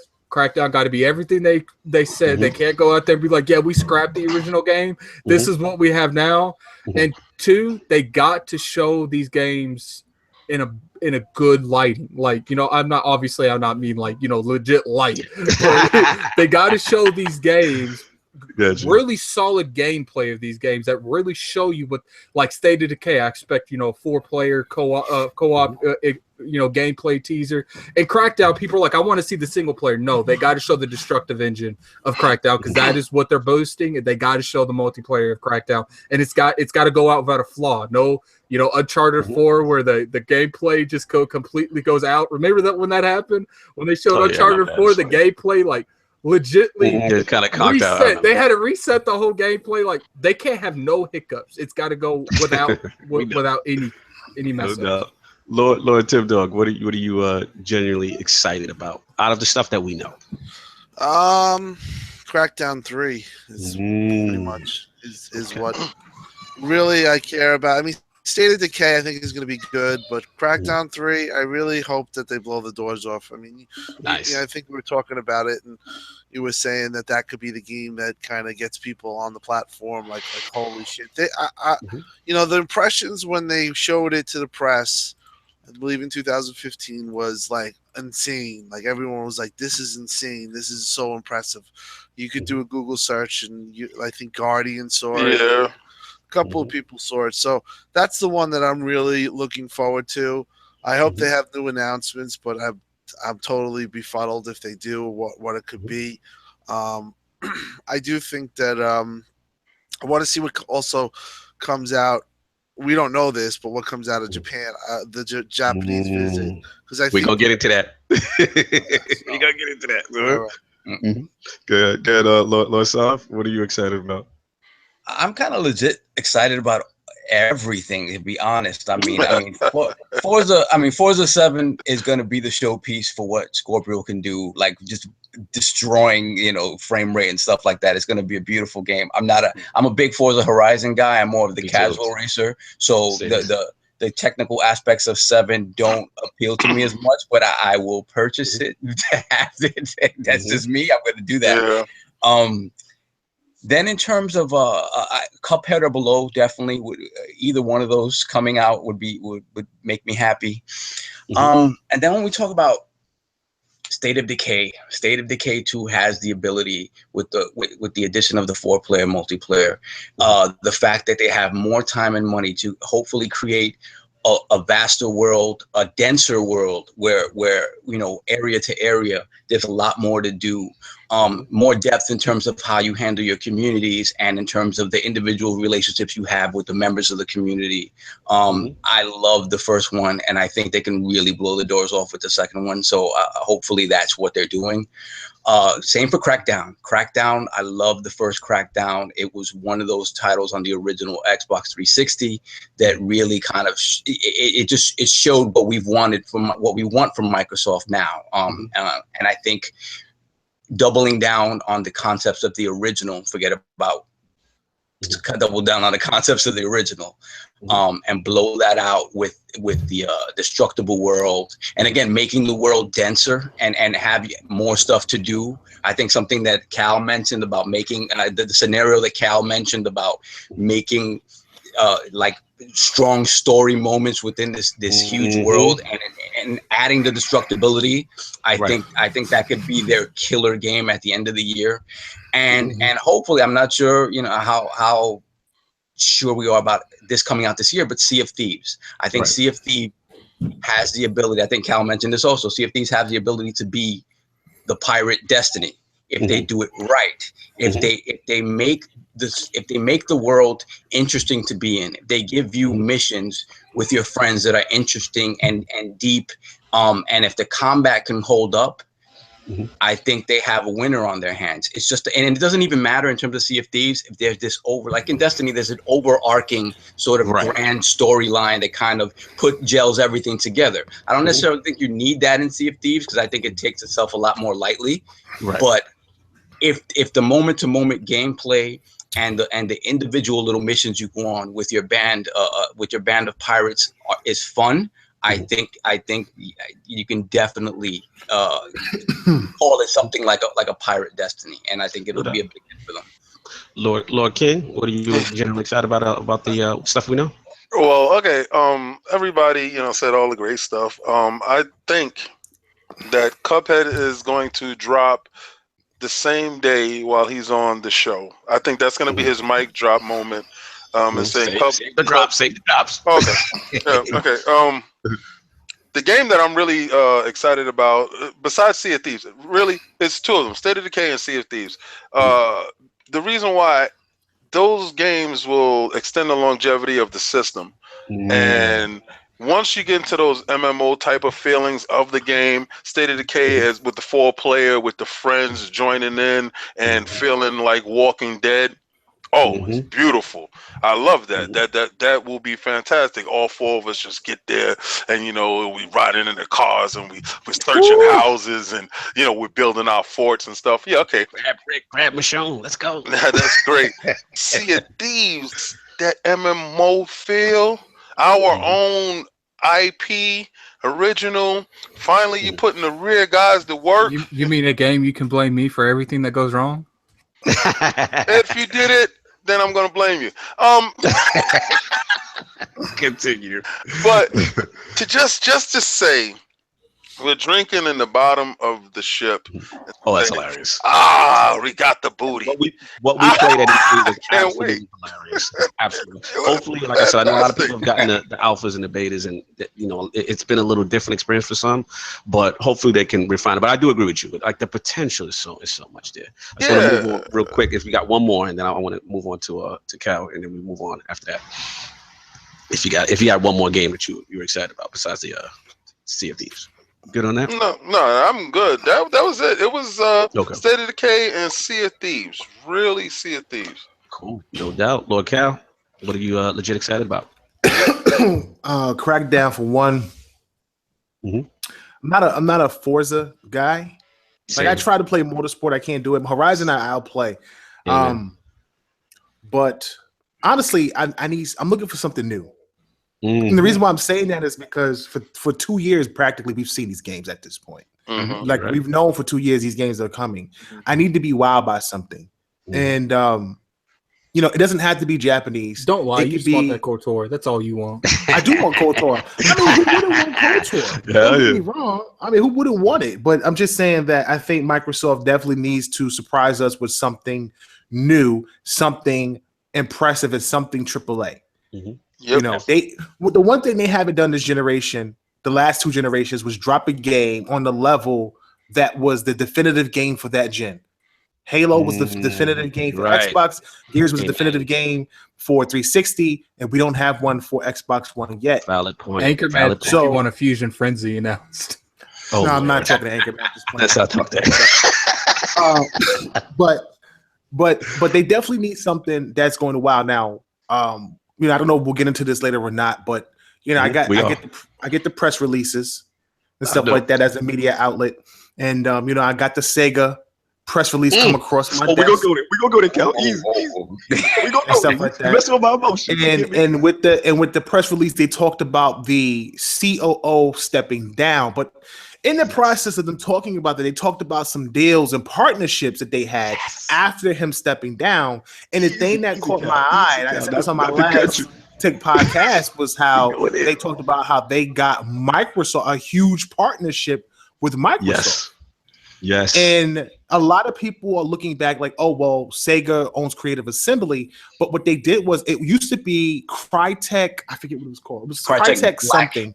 Crytek Black, I believe it is. Yeah. Crytek Black Sea is now Creative Assembly Sophia, which is actually an entirely different new studio. So even if it was Halo Wars 2, the fact that they bring up releasing rebooted new IPs and older IPs, then I'm excited about what Sega may have with Microsoft. And then now I'm not trying to throw anything out there about Scalebound. They did renew the trademark, but I'm not saying that maybe going to Sega is not a wise decision. Panzer Dragoon was on there. Here we go. Oh my God! How they work with a lot of RPGs. If you're going to hand it off to somebody, and Sega is trying to revive their career, they're doing a big focus on AAAs and not just pumping out all these small games. Hey, handing off Scalebound to them, or maybe working on something new with Sega will be big. They are going to Tokyo Game Show this year, and maybe we'll see something from Microsoft and Sega again. Yeah, that would be great. We definitely touch on that later as well. But yeah, you dropping some bombs. I'm so excited about that. Definitely excited about that. I'm going to move on real quick. This one we'll try to fly through. I'm going to lead this one off. So pretty much, obviously, Lord Addict and I, my brethren, we put ourselves out there on the chopping block. We made a couple months back. Oh, I know what this is. We made a very bold prediction based on tea leaves and theories about this Scorpio Price and this actually more so about the release date. And we put a gun to our heads and we said, you know what? We think it would be smart on Microsoft's part if they could release this thing in August. And we said the bold month of August. And my partner, Lord Addict, we said, you know what? And I said, Lord, you're crazy, man. They can't do it. August, you got to follow traditional, set console releases, which is always a November thing. And, most Microsoft consoles drop around my birthday, which is around like the 15th. So, but he said, Lord Cognito, man, you forgetting. The S dropped in August. And I'm like, oh, yeah, it did. I forgot about that. And we just started talking more and we started looking at a couple things. with the S, they did like a soft, like a soft launch. Yeah, like a soft launch. You know, they strategically put the expensive one out there in August. It was like they knew their hardcore base would buy it in August, and then they're like, and for the rest, the casuals gonna have that shit in September, October. Exactly. So I want to bring this to the round table now. Obviously, Lord Addict and I, we got our heads on the chopping block. We're still going down with the ship, but at the end of the day, obviously, we do know there's a potential that we can be wrong. What I wanted to bring to the round table real quickly, we'll fire this off, is one, what do we think the price is going to be released? I know, Cal, you've got a gun to your head on that with Lord. I know you guys got something going on. And then also, you know, the release date. When do you think it's going to drop? And also, throw another caveat on it. If it drops traditional console style, November, right? Would this be disastrous for Microsoft? And I want to get Lord Tim Dog on it because I haven't heard much from him. I've been, you know, as far as his opinions on this, as far as price, release date prediction.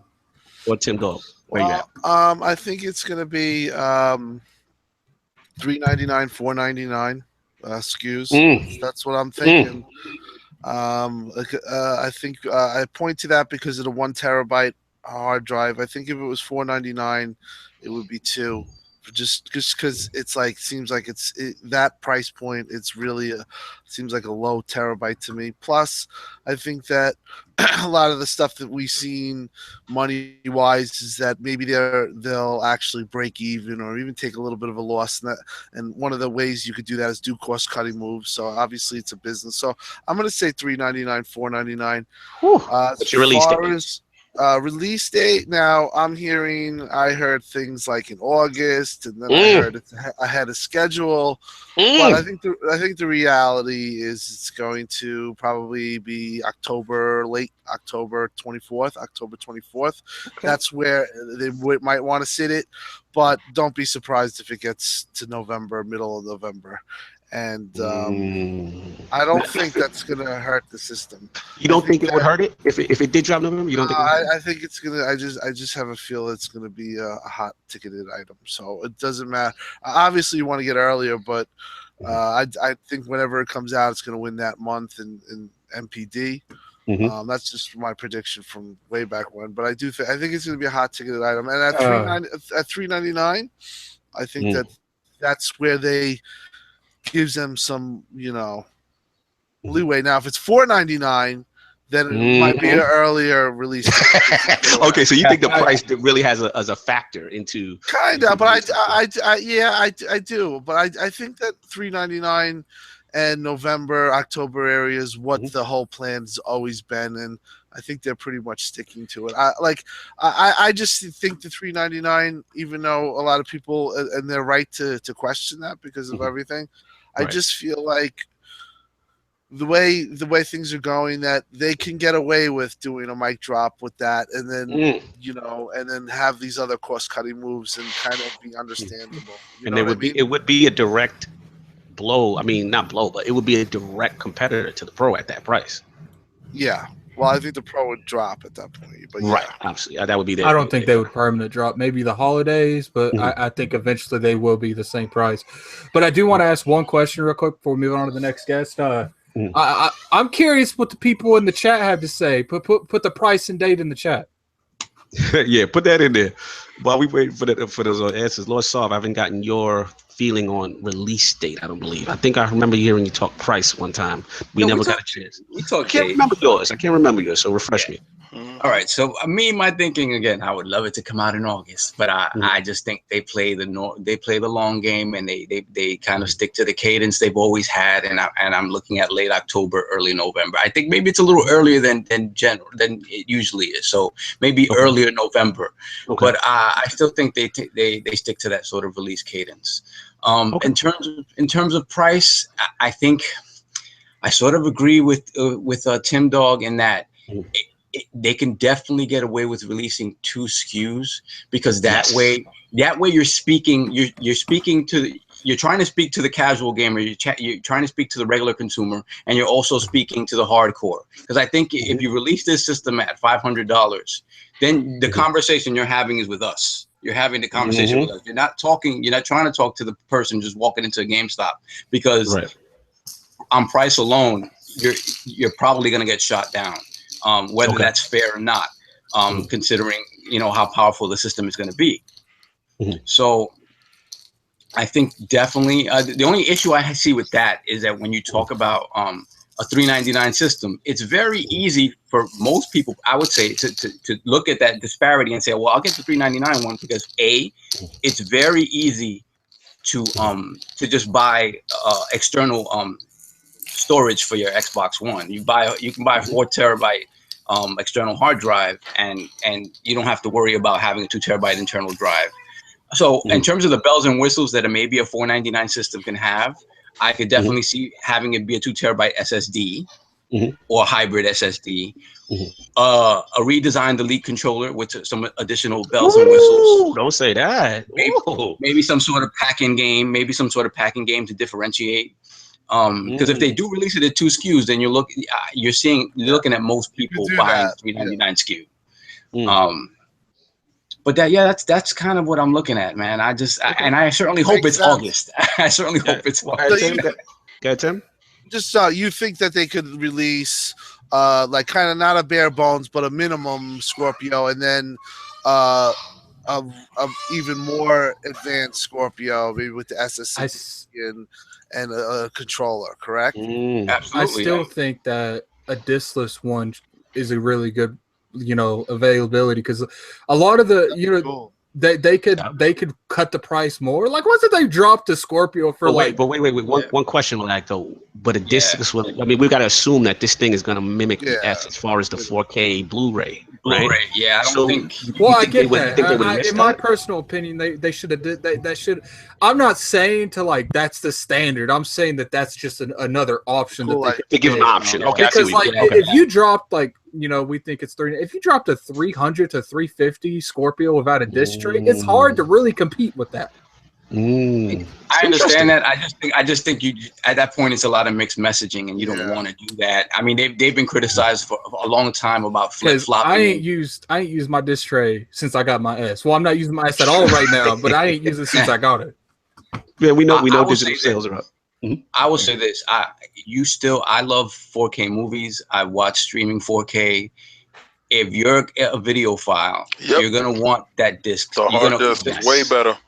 The bit rate on a 4K Blu-ray is considerably higher than anything streaming, and I have a pretty fast a pretty fast internet service. So it's still the disparities still there. Out the files.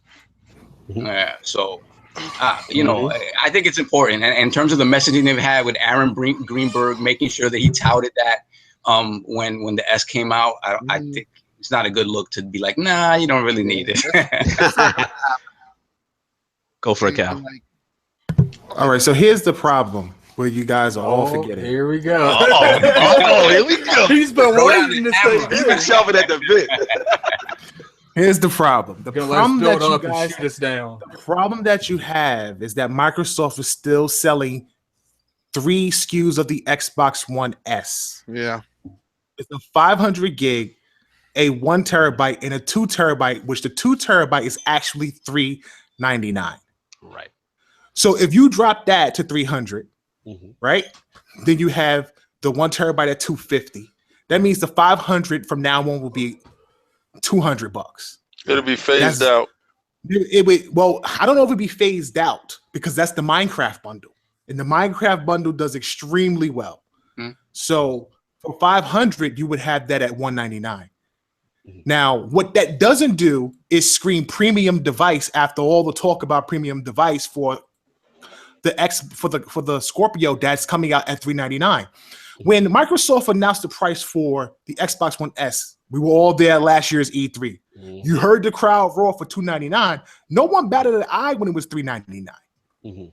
No one in the crowd was like, "Oh, 2 terabytes, I'm getting the 2 terabyte." No one hesitated. Right. And yet all the lingo from Microsoft has always been about this console is not for everyone. This console is a premium device. This console is this is for the enthusiast. That is correct. The mentality has been, not to cut you, Cal, but the rhetoric has almost mimicked the Elite Controller rhetoric. It mimicked the Elite Controller. I will say it mimicked it 100%, and they saw what the Elite Controller did, and which is why they went in the direction with Scorpio, because they understand as a premium. Look at what Microsoft's been doing lately is looking at premium products and trying to match the premium products. They've been doing it with their Surface Books with Macs. You know, pricing them out of control, but people are buying them. They're pricing out of control, but people are buying them. Scorpio is no different. Scorpio has some new technology. They've cut the cost by customizing a lot of the chips and everything like that. But at the end of the day, you're talking about new hardware, practically almost a new generation console, right? Refresh. I doubt they're going to add a Elite controller in it. I don't think they will do that. Yeah. That will make the price even higher than what it is.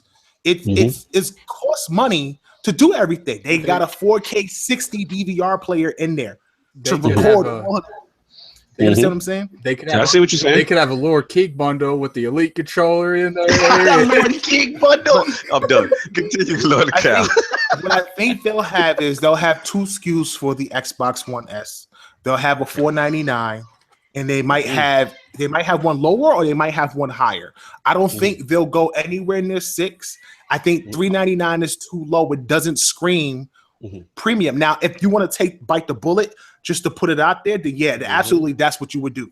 Drop it at $399. Everybody picks it up, so no one feels left behind, regardless if it's 60 frames per second or not. On certain games, and everybody feels included, regardless if you have Xbox One S or not.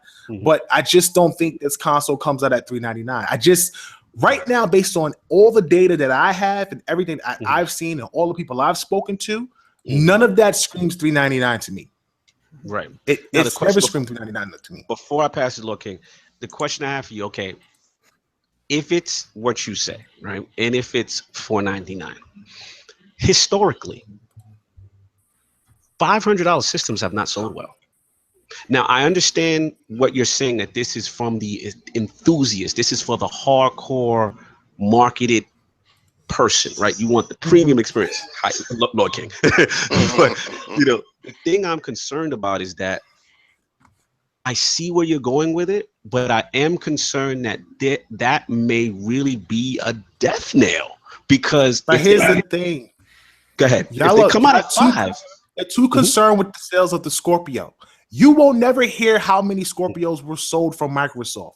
You will only ever hear, if you're lucky, how many Xboxes have been sold from Microsoft. Sony does the same thing with the Pro. It's not selling like that. They're not going to tell you. They're not going to tell you what they'll say is, Scorpio is a success, just like they said Quantum Break. Right, absolutely. We know damn well Quantum Break was not a success. So no, we know that, and that generally happens with the rhetoric of the loser. Let's call it what it is, right? If you're not winning NPD, you're not going to put out those numbers because it doesn't reflect favorably to you. All I'm saying is, with the, I'm gonna let you jump in, Cal. All I'm saying is, with that price point, right? If they do come out at 500, like you say, and they're coming out with this premium thing, now combine that with, I didn't get your release date. That's what I'm gonna ask you. Is with this release date of what is it, November? September through November. Like, where do you see it sitting if it's at this $500 price point? If it's at $500 price point, the hardcore will buy it, because that's what we do. Yep. Right. At the end of the day, we're gonna buy it regardless. That's what it's for. Yeah. It's for us, for the enthusiasts. The people who don't want to pick up the console, right? The people who's not gonna pick it up because they can't afford it or they think it's too much, will pick up an Xbox One S and still get some 1080p or 900p quality games. You'll be able to play the games. Really will pick an S up though. But here's the thing. Because the games for Scorpio will show up. The money that Phil Spencer has to put games on Scorpio will also be on the original Xbox. So you have incentive to pick up the Xbox One S because you'll be able to play the new games as well. It's just they'll look better and run better on Scorpio. At $399, at $399, you no longer are talking about a casual box. I mean, a premium console. You're talking about a console that you want to appeal to everybody. I don't think they're ready for that. 2 years down the road, sure, because then you're working on your next console and the SKU could drop and the price would be lower as you bring out your next one. Okay. But the initial sale, I see where you're going. I don't see it being $399. The only difference I have is that if you tell the casual Xbox One S person that has that there is a better version of your game, or there is better features in said game, that they're going to want that product. I if can't. They're the hardcore, then purchase it. True. That's the point. Okay, but here's the. But if you're a casual person, most about the casual don't care. Xbox One gamer, right? The casual Xbox One gamer has been beaten down to say that the PlayStation is the superior place to play. Now there is a new SKU, which is the superior place to play. That's all I'm saying. You don't think that factors into the mindset? No. Okay. Nope. I'm just curious what you guys think about it. Lord King, go ahead. I know you want to jump in. Opinions change all the time. Yeah. I think Lord Cognito is suffering from a little bit of Alzheimer's because the rhetoric was between you and I, not you and Lord Addict about August. No, we actually made a video though. Oh, me and Lord Addict made a video. Yeah. Did you just try to take me out of that spotlight? Yeah. Trying to remove him. Slide. I did. Me and you had our chances are you and him talked about this after our video. No, actually, we've had discussions. We did it on the podcast. But anyway, I digress. Like I was saying, Phil did a dry run. The Xbox One S was a dry run to predict exactly how the sales would go with the Scorpio. Remember when we was at the show and he said the price for the Scorpio and when it was going to be released, and it was going to be released in August. It was a soft release with the higher price SKU, and then the lower price SKU came out at a later date. That was in November, right? November, close to December, something like that, for the people that wanted that system. Now, I think that he's going to go and he's going to follow his same game plan. Because he can present this same game plan to the board or to his constituents. Yo, check it out. It'll work this way. Price point was this. I think the price point is going to be $499. That screams premium. That screams elitist. That screams I'm walking in the store, I'm putting down my credit card, I'm putting out my cash, and I'm saying, yeah, $500, and let me get 2 of those games. So it gives you a feeling of superiority. I think he wants that feeling when you purchase. It might be a 449 SKU. And that's the one with the smaller hard drive that releases on a full rollout. But initially, I know they want to take the narrative going into the season. Now, you want that system out before Destiny drops in September so you can show your system running better, the game's running better on said system. And the Activision booth is next to Microsoft at this year's E3. Right.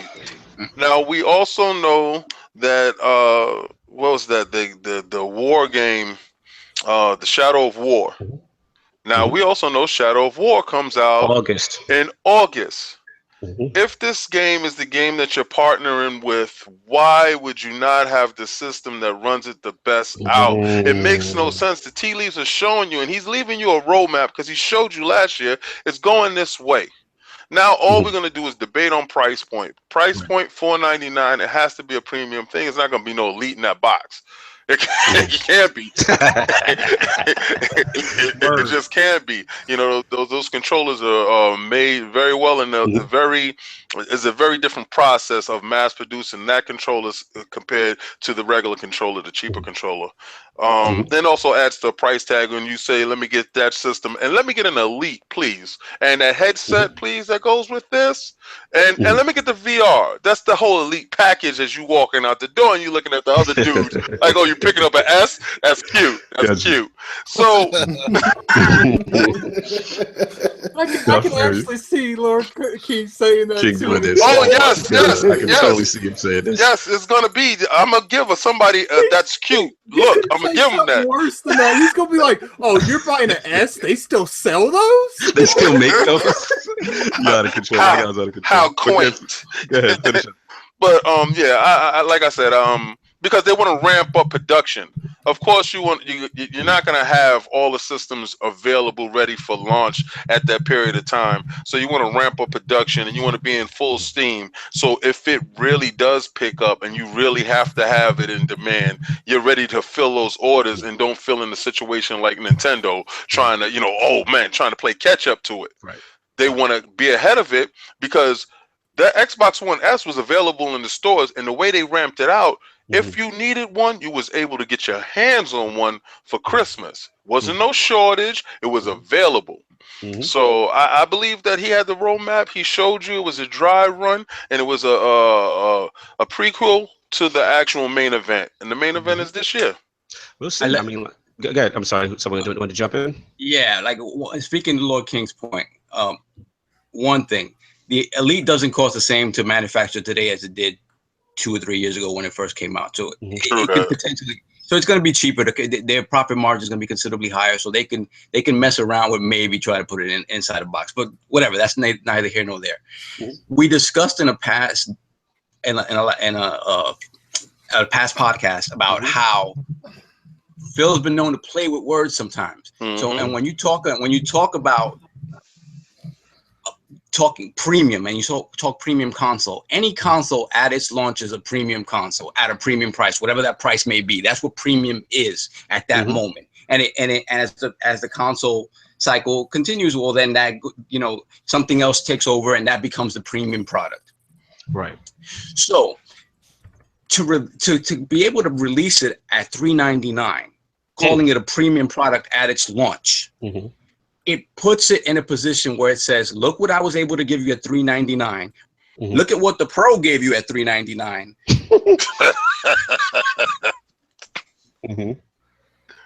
That's something that's something that speaks to the general consumer, which is why I think it's something, again, when you're talking about Phil trying to make Xbox the best place to play and to bring people in, that's something that brings people in. Now, another thing that needs to be addressed is that Nintendo is a real player. Holler.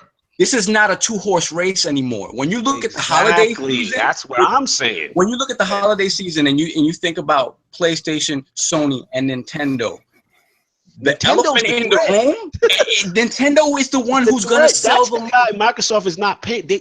I'm so glad you said that, Simon, because I feel like, I know I've been switch ganging and my chest has been out there, but people are not understanding that this is a movement happening right now underneath Microsoft's eyes. And listen, I understand premium console. I get it. And I understand everything that's in that box is probably so much from a price standpoint. I understand that it may be hard to cut corners and take a L on that, but they got to be very careful. They've got to be very careful, because if you drop at 500, you have a Switch out there at 300. You know what I mean? It's dangerous. It's very dangerous. I'm gonna tell you this right now: if Nintendo has the stock to sell, they're going to blow everyone out of the water in the holiday. Yes. If they had the stock right now, they'd be blowing everyone else out of the water right now. Your problem once again turns the Switch into a Wii U.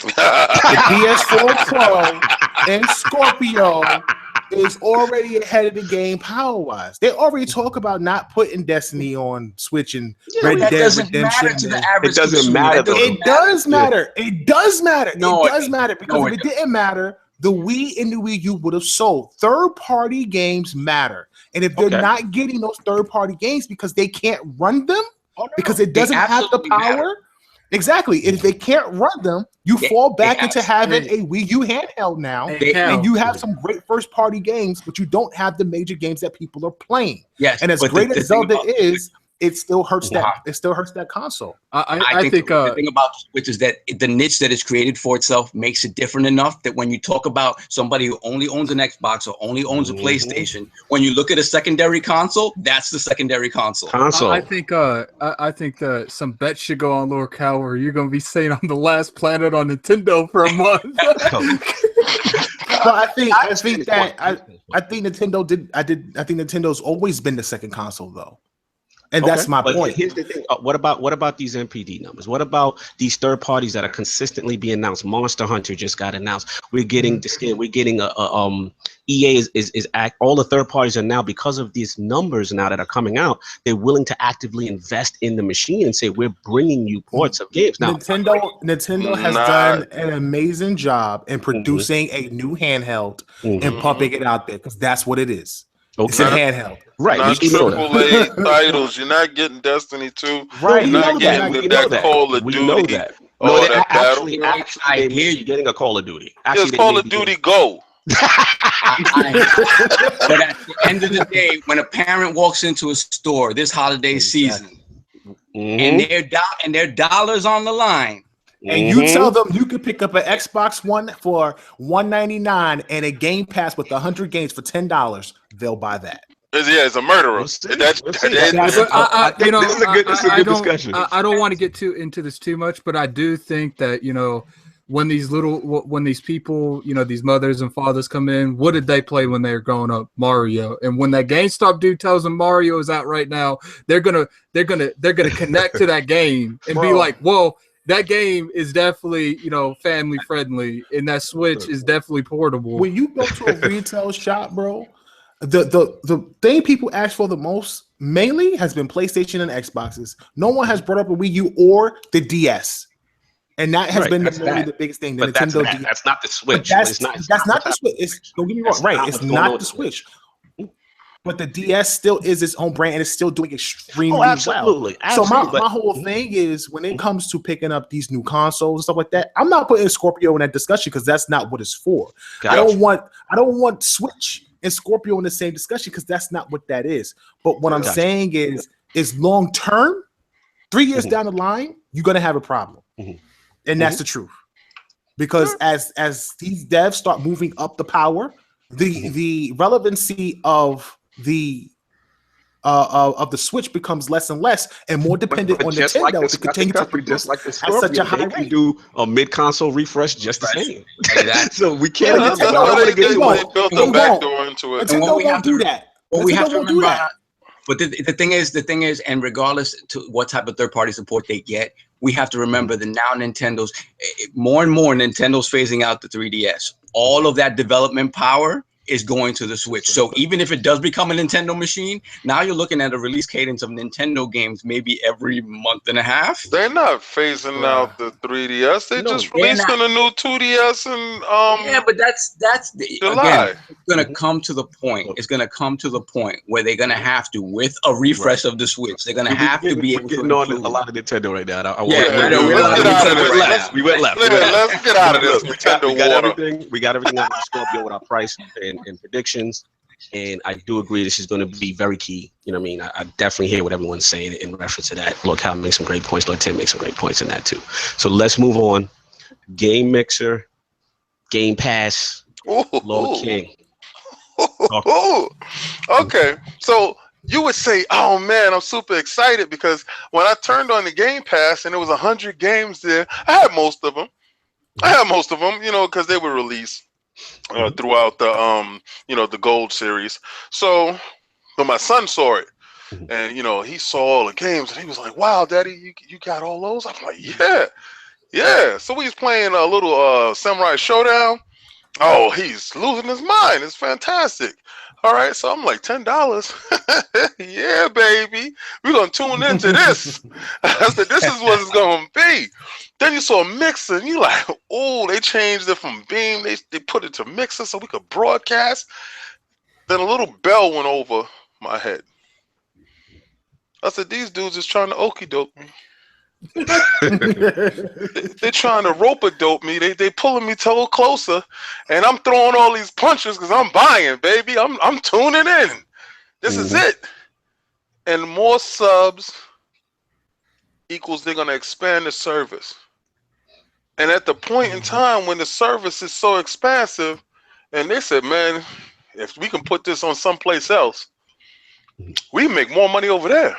For real?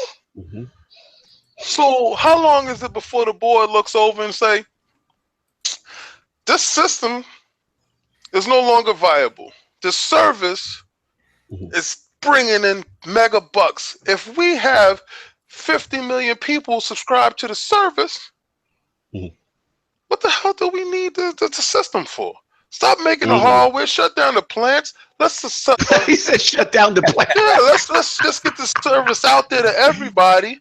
Now, it's a fantastic service. I'm loving it, and I'm talking about 4 or 5 years down the line where everything will probably be on that wave. But is this the beginning of that wave? Because I think at some point you'll get there. Yeah, at some point we'll get there. I agree. Lord Tim, I know we've been talking over you a bit. What do you feel about that as far as Game Pass as a service and the Mixer announcement too? I think the Game Pass is well explained. You know, it's for a parent, it's awesome. You just say, "Here, shut up, kid. Just play these." The kid will love it. The kid will love it. I'm with Lil Cal on that too. Yeah. You know, they'll try everything, and it's a great thing. It's a family thing. Very smart move. So it's definitely a smart move for a guy like us. All of us, it doesn't mean shit. Not for if it was $6, if it was $5 a month, or if they did it maybe like a $60 or $70 one-time deal, I might do it just to throw the games in my library. Yeah, I think they need a $60 price tag for the whole year. Yeah, I don't like the $10 a month. It's a little steep, even though it's a good price. Like I said, it's for different folk. Yeah. And then the Mixer, holy shit, Mixer is. I mean, I'm on Mixer, and I listen, when I'm on my Xbox, it's just so simple to just get it going. It literally takes the 3 buttons. Broadcast. Yeah, and set it up, and then the co-stream, which is awesome. I'm doing that. I'm doing that later. Lord Attic, I think we're gonna do it. Nice. I got Jeremy Downer gonna do it. It's awesome, and it's just crazy how just the name change can just I mean, they did a lot of stuff too, but just the name change itself, it just makes people look a second time.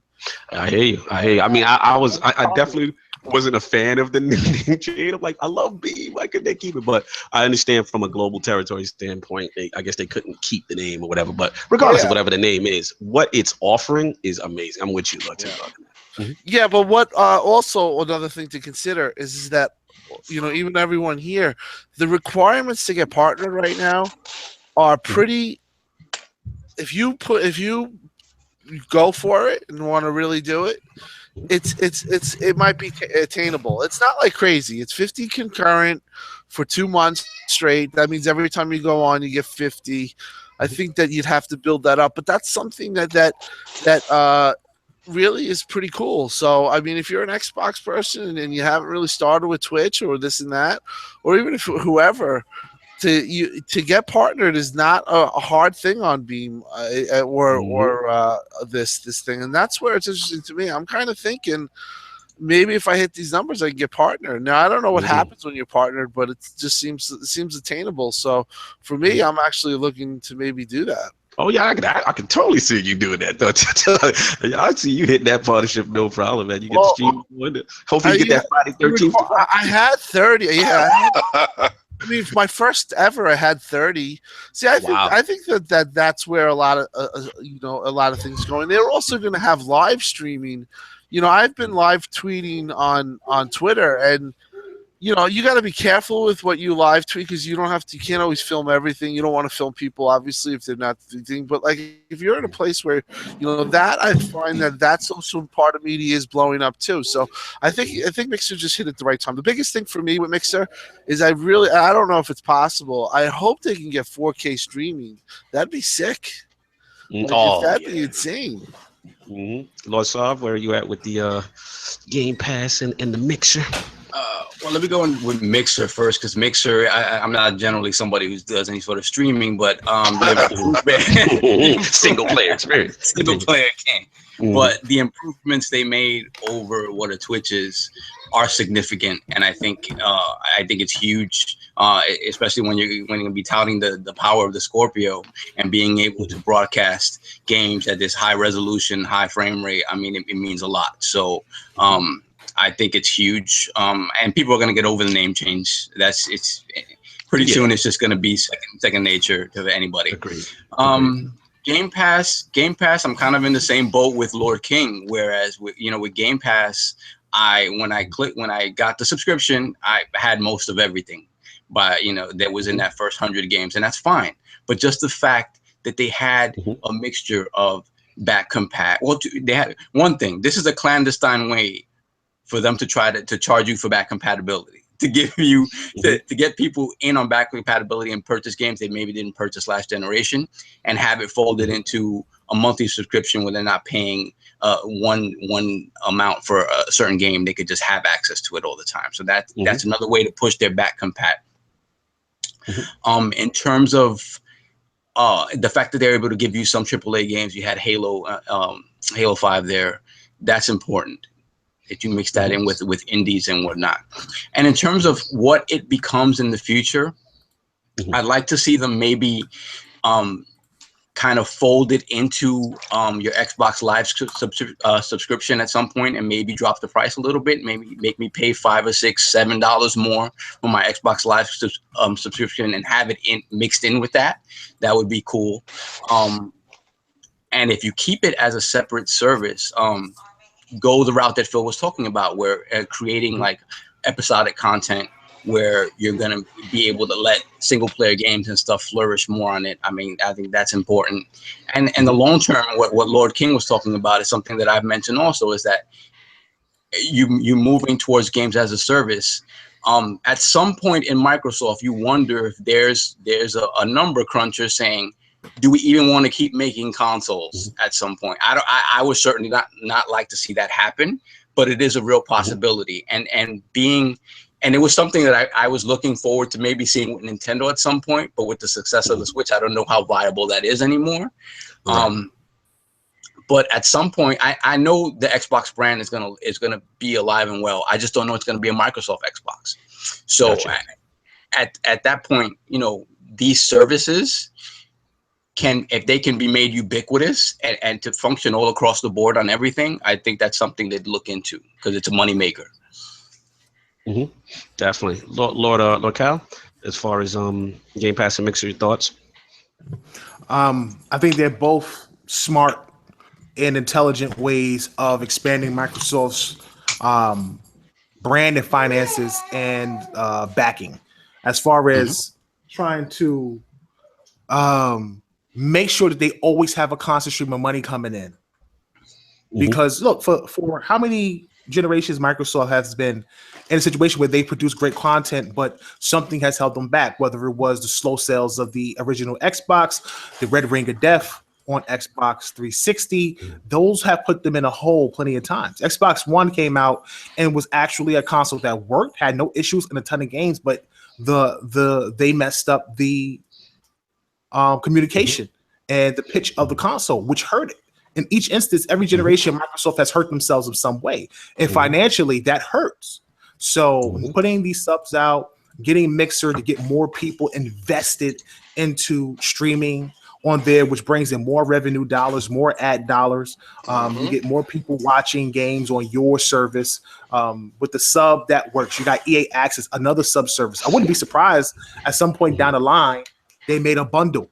Get EA Access and Game Pass for $15 a month. I like what you you're play all thinking. of your sports games and play 100 games. You have over 125 games for the month or more. You know what I'm saying? Absolutely. So, parents' dream. The parents' dream for $15. You can't beat that, bro. Get every sports game. You kids got like 3 NHL, Madden, and basketball games. Like, it'd be insane. So I think Microsoft is putting themselves in a position.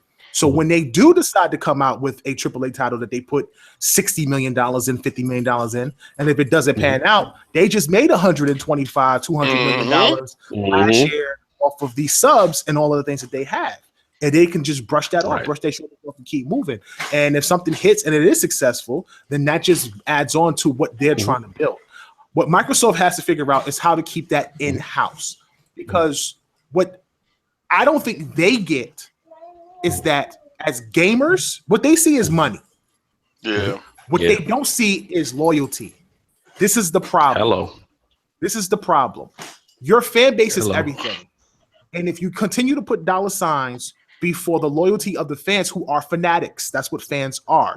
Regardless if they don't think that way, your base thinks that way. You have to appeal to that. It's so political. It's terrible. It really is. It's so political. It is. It's politics. It's politics, but you have to be able to think like your base. Is the reason why you have Xbox fans saying, Phil, why are you congratulating this? Or why are you saying this? Or why are you doing these things? Because the fans they're giving their all to you. Yes. And you're sitting up there treating for them, the enemy, like your best friends. You know what I'm saying? Like Tim Dog said, you a Giants fan, but they out to say, man, that Des Bryant play, he's great. Like, you know what I'm saying? Like, you can't do that. You can't do that. You're going to have fans bug looking at you. You know what I'm saying? You can't come in the game with a Giants jersey and a Cowboy hat. Like, you're killing me, so that's what I'm saying. Microsoft has to be able to continue to appeal to the Xbox fan. That's why PS fans hate Greeny. Because Greeny is diehard Xbox all day. Greeny's going on Twitter putting up pictures of empty plaques and showing a whole stack of PS4s. The fans love that. They gravitate towards that. And I think Phil has to find a balance. And if he can do that with what they're doing and they can produce games, they'll be good going forward. No doubt. I'm with you, man. I mean, Lord's got all my points. I'm with you guys on that. I think the Game Pass idea is a fantastic idea. I think that is a parent's dream. If you are a new console owner and you have the ability for $10 to have all this stuff, you know, this extreme library, it's a win-win. And Mixer, to me, I've been on board all that stuff from the beginning. I love the 4K aspect. I think that is tremendous.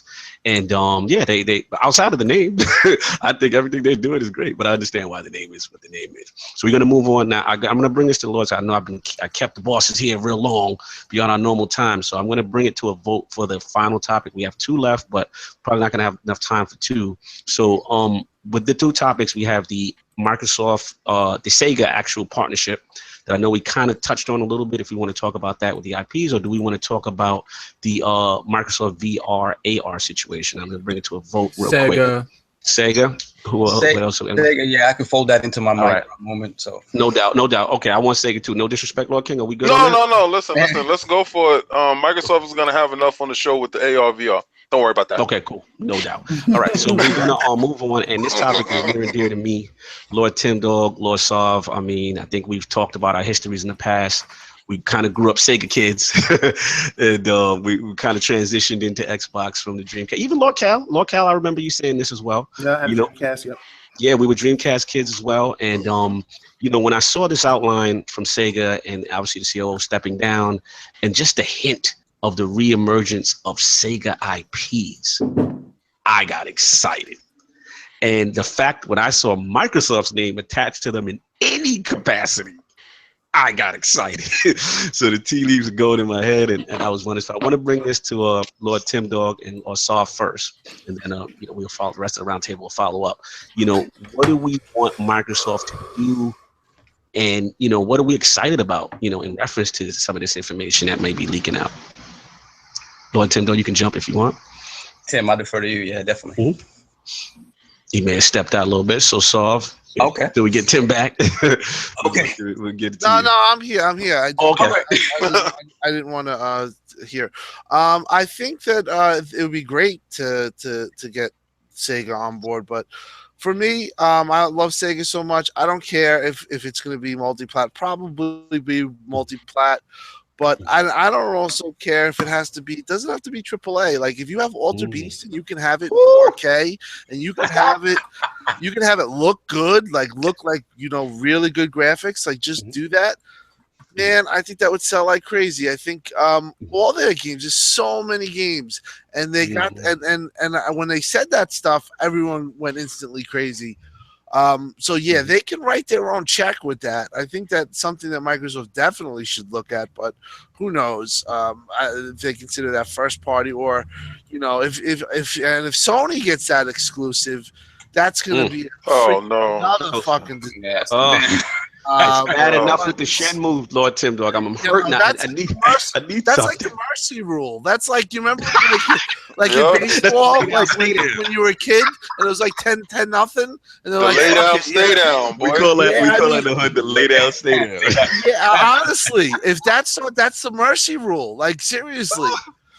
No, but Golden Axe. I mean, seriously, that is just playing my Shinobi would be like my first.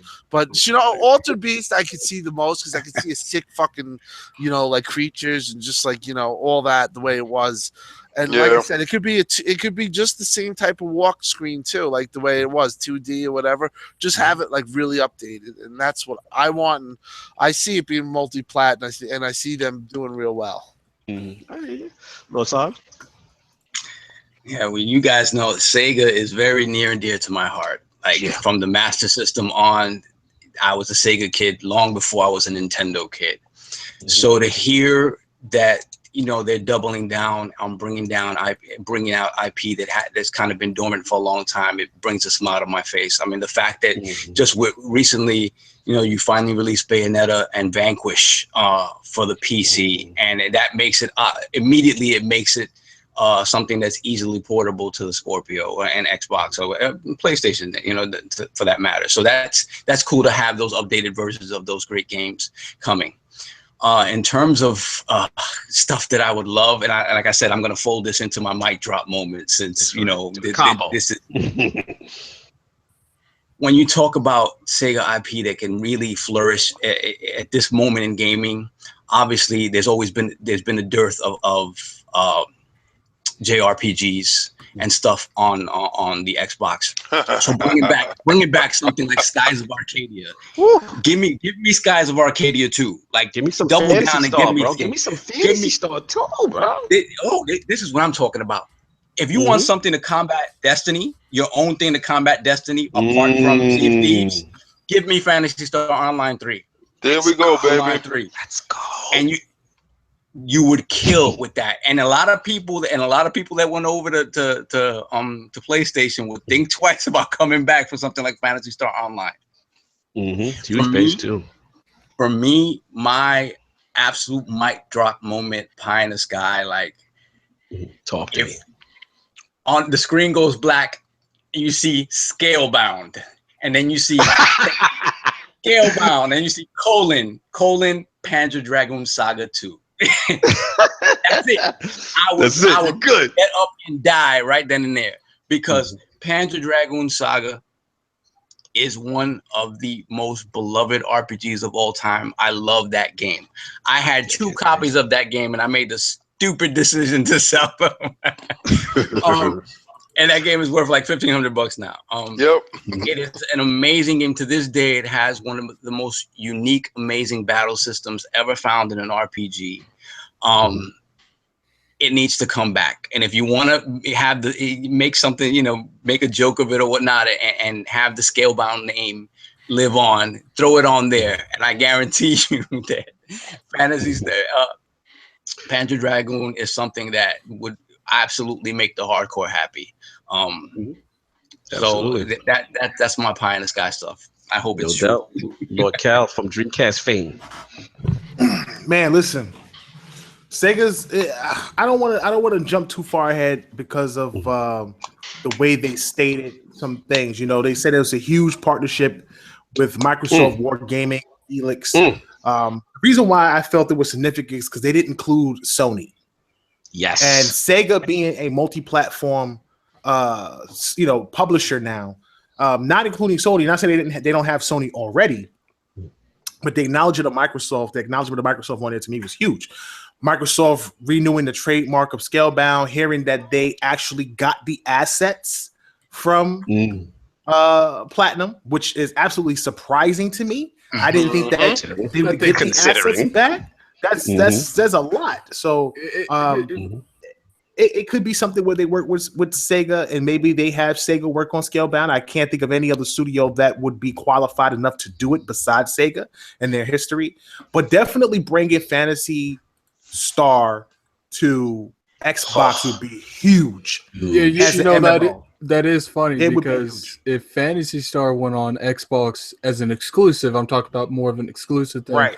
It's like you got probably one of the most loved, Japanese games that's ever been made. What you can do is you can do Xbox and PC, Windows 10, and you're in that aspect, you have a space where the crossplay works. Yep. You understand? Because now you can co-op with the PC gamer. You're playing with them. You're really delving into something that's like Final Fantasy 14 with PlayStation and PC. And now you have Phantasy Star on the Xbox. And you not only have a Japanese title, but you have one of the most beloved MMOs out there. And it's very reminiscent of Dreamcast. Remember back in the day, Dreamcast, you had that modem in the back. You got that Phantasy Star for the first time. And you put that big Ethernet cord in. Was it 33 What was that modem? And you could just be online playing Phantasy Star with people, and it was epic. So, you know, Microsoft is able to recapture some of that Sega lore. You have an opportunity to really wake people up like, oh, Microsoft and Sega's working together. Oh, will Scalebound come back? And again, this is all wishful thinking. It's not to say that that will happen.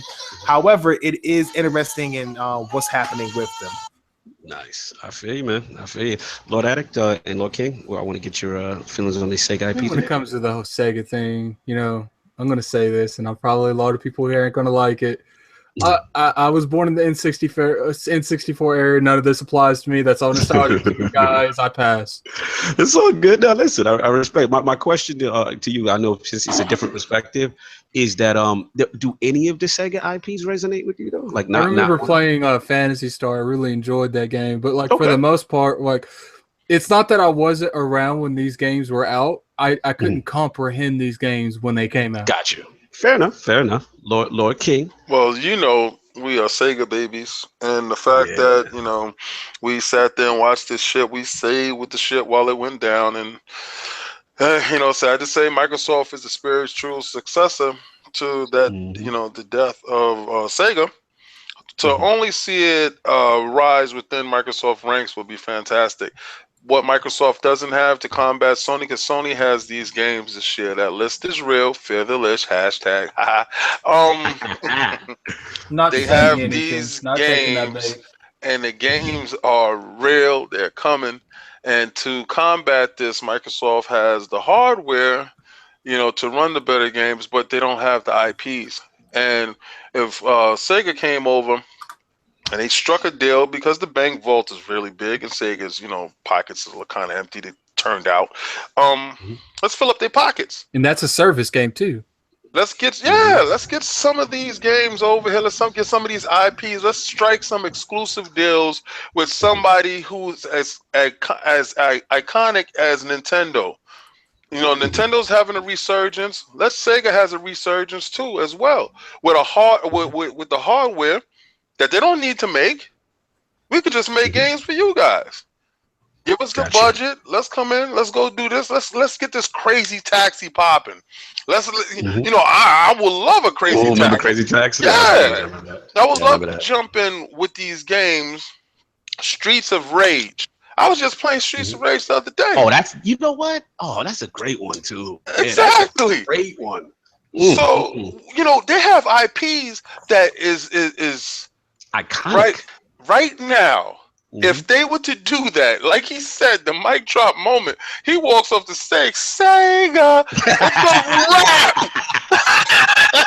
It's the rap. That would be lit. Yeah, that'd be lit. That'd be lit. That'd be lit. Like you end the show with that Sega comes across the screen. Imagine if you didn't even say anything about the games, and Phil was just like, I have one more logo to show you guys, and then he puts the. First, like that drop the mic moment. The question is, does he literally drop the mic or does he put it down? But all he does is just walk off the stage, and then it just says Sega, and then it goes off. Law Cognito. If Phil comes out and rolls up his sleeve and he has a tattoo of Sega on his arm, for pure warfare. Is that enough fire in your belly for you? Would that be enough fire for you? That would be sufficient. And now being that you led that way, we're gonna close out with the mic drops, because obviously this is it. I appreciate you guys for staying. I know we went a little over. It's got a little passionate, but I'm gonna start off with a mic drop. I mean, you guys have nailed it. I mean, for me, I just need, like I said, to imagine a lot of the IPs that we do know to come out, look impressive on 4K hardware, you know, look great, showcase that power to Scorpio. You know, I would love 2 new IPs to be announced, you know, within that release date window, hopefully of early 2018. Even if they don't come out per se at the holiday. You know, I would like to see really 2 fresh new IPs that Microsoft is invested in just to kind of build confidence back in the base. Yeah, outside of that, I mean, the marketing deal stuff I'm not going to get too crazy about.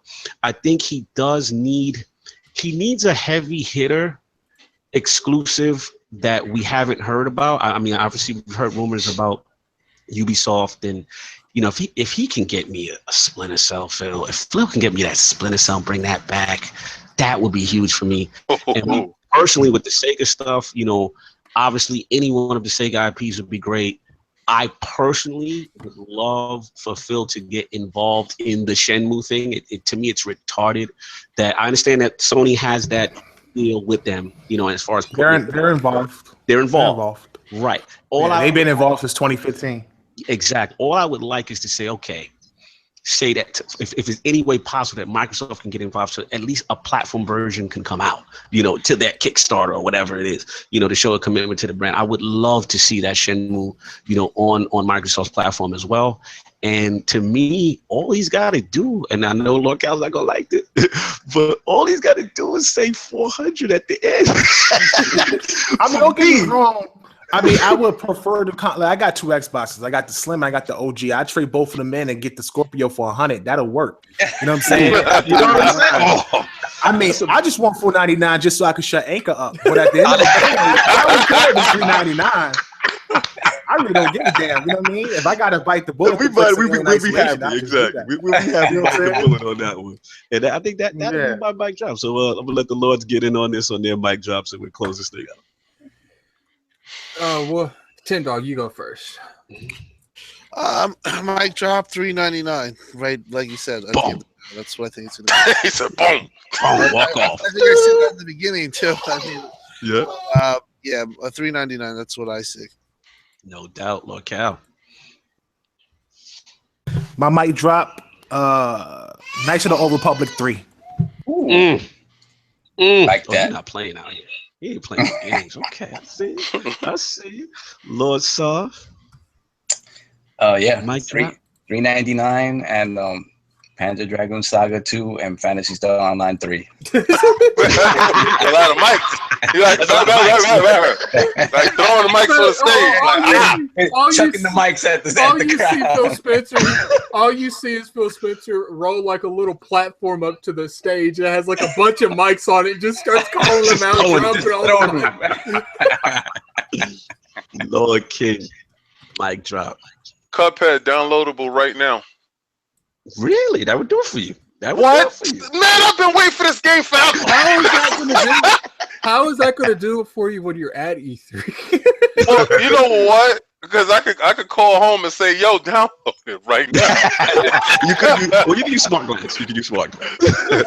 Lord Addict, mic drop. I feel like a $3.99 mic drop would be it, but I really like people know that there's going to be a price. I feel like what the mic drop is going to be is some kind of third-party deal, or I think KOTOR would be the biggest mic drop they can have because people know about the prices, people know these games, people know Cuphead's coming out.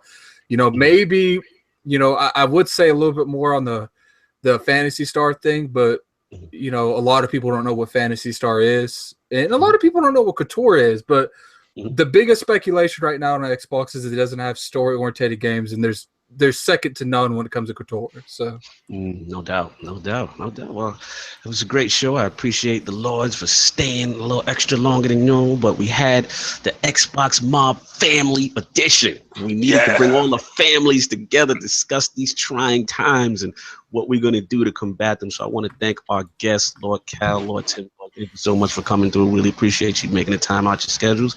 And Lord Cal, where can the people find you at?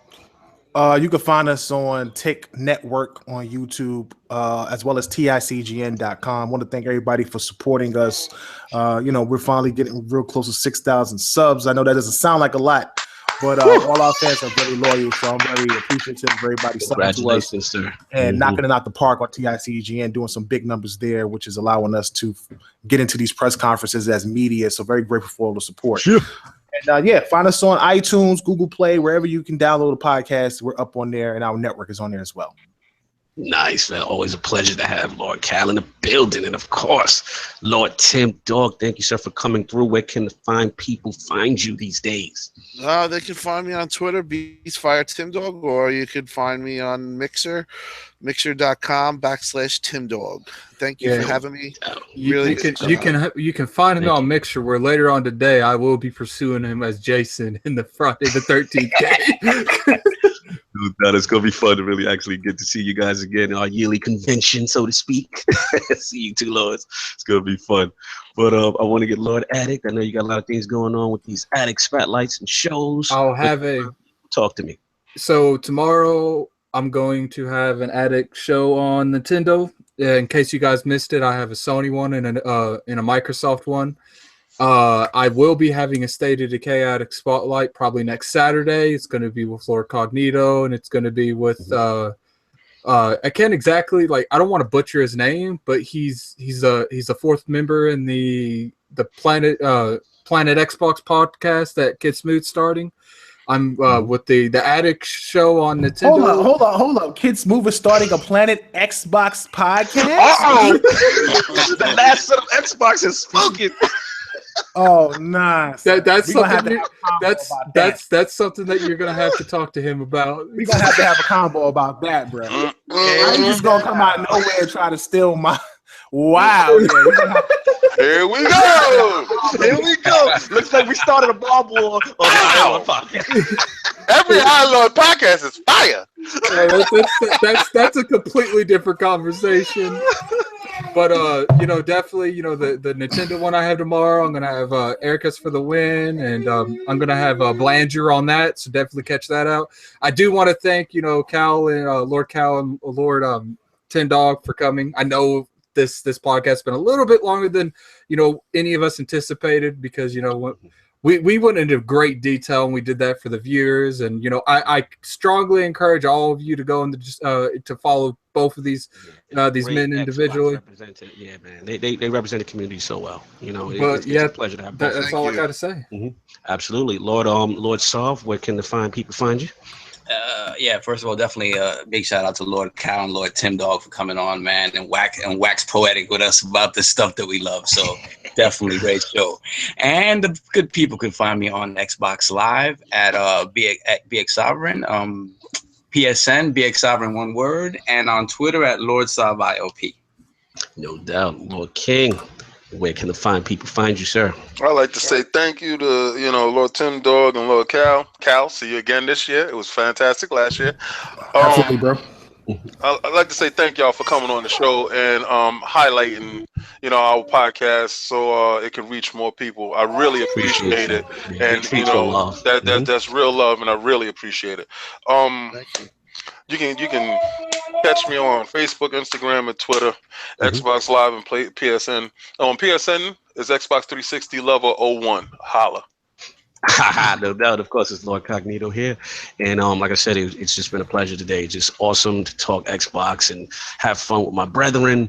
And of course, you can find us on iTunes, SoundCloud, YouTube, all that good stuff. We appreciate the likes, the subscribes, and just building this thing slowly, and you guys sticking with us and all our day ones. Much appreciated. And we're still the best podcast that you've never heard. And on that note, we are out. But I do want to say something real quick before we close out. We will not be having an Iron Lords podcast next week. Thank you. Thank you for saying that, Lord. So don't look out for it. We will be having one at E3 the week after that. We're all going to E3, so we have to figure out some way about doing that, because we'll be live streaming, baby. Live streaming. So, definitely be looking out for that. And, I do want to appreciate all the people in the comment, because that comment section was lit. And, if you haven't liked and subscribed to the channel, I appreciate it if you guys do. And, with that being said, we will see you at E3. 2 weeks. Actually, everyone in this panel will be at E3. All right, fellas. We out.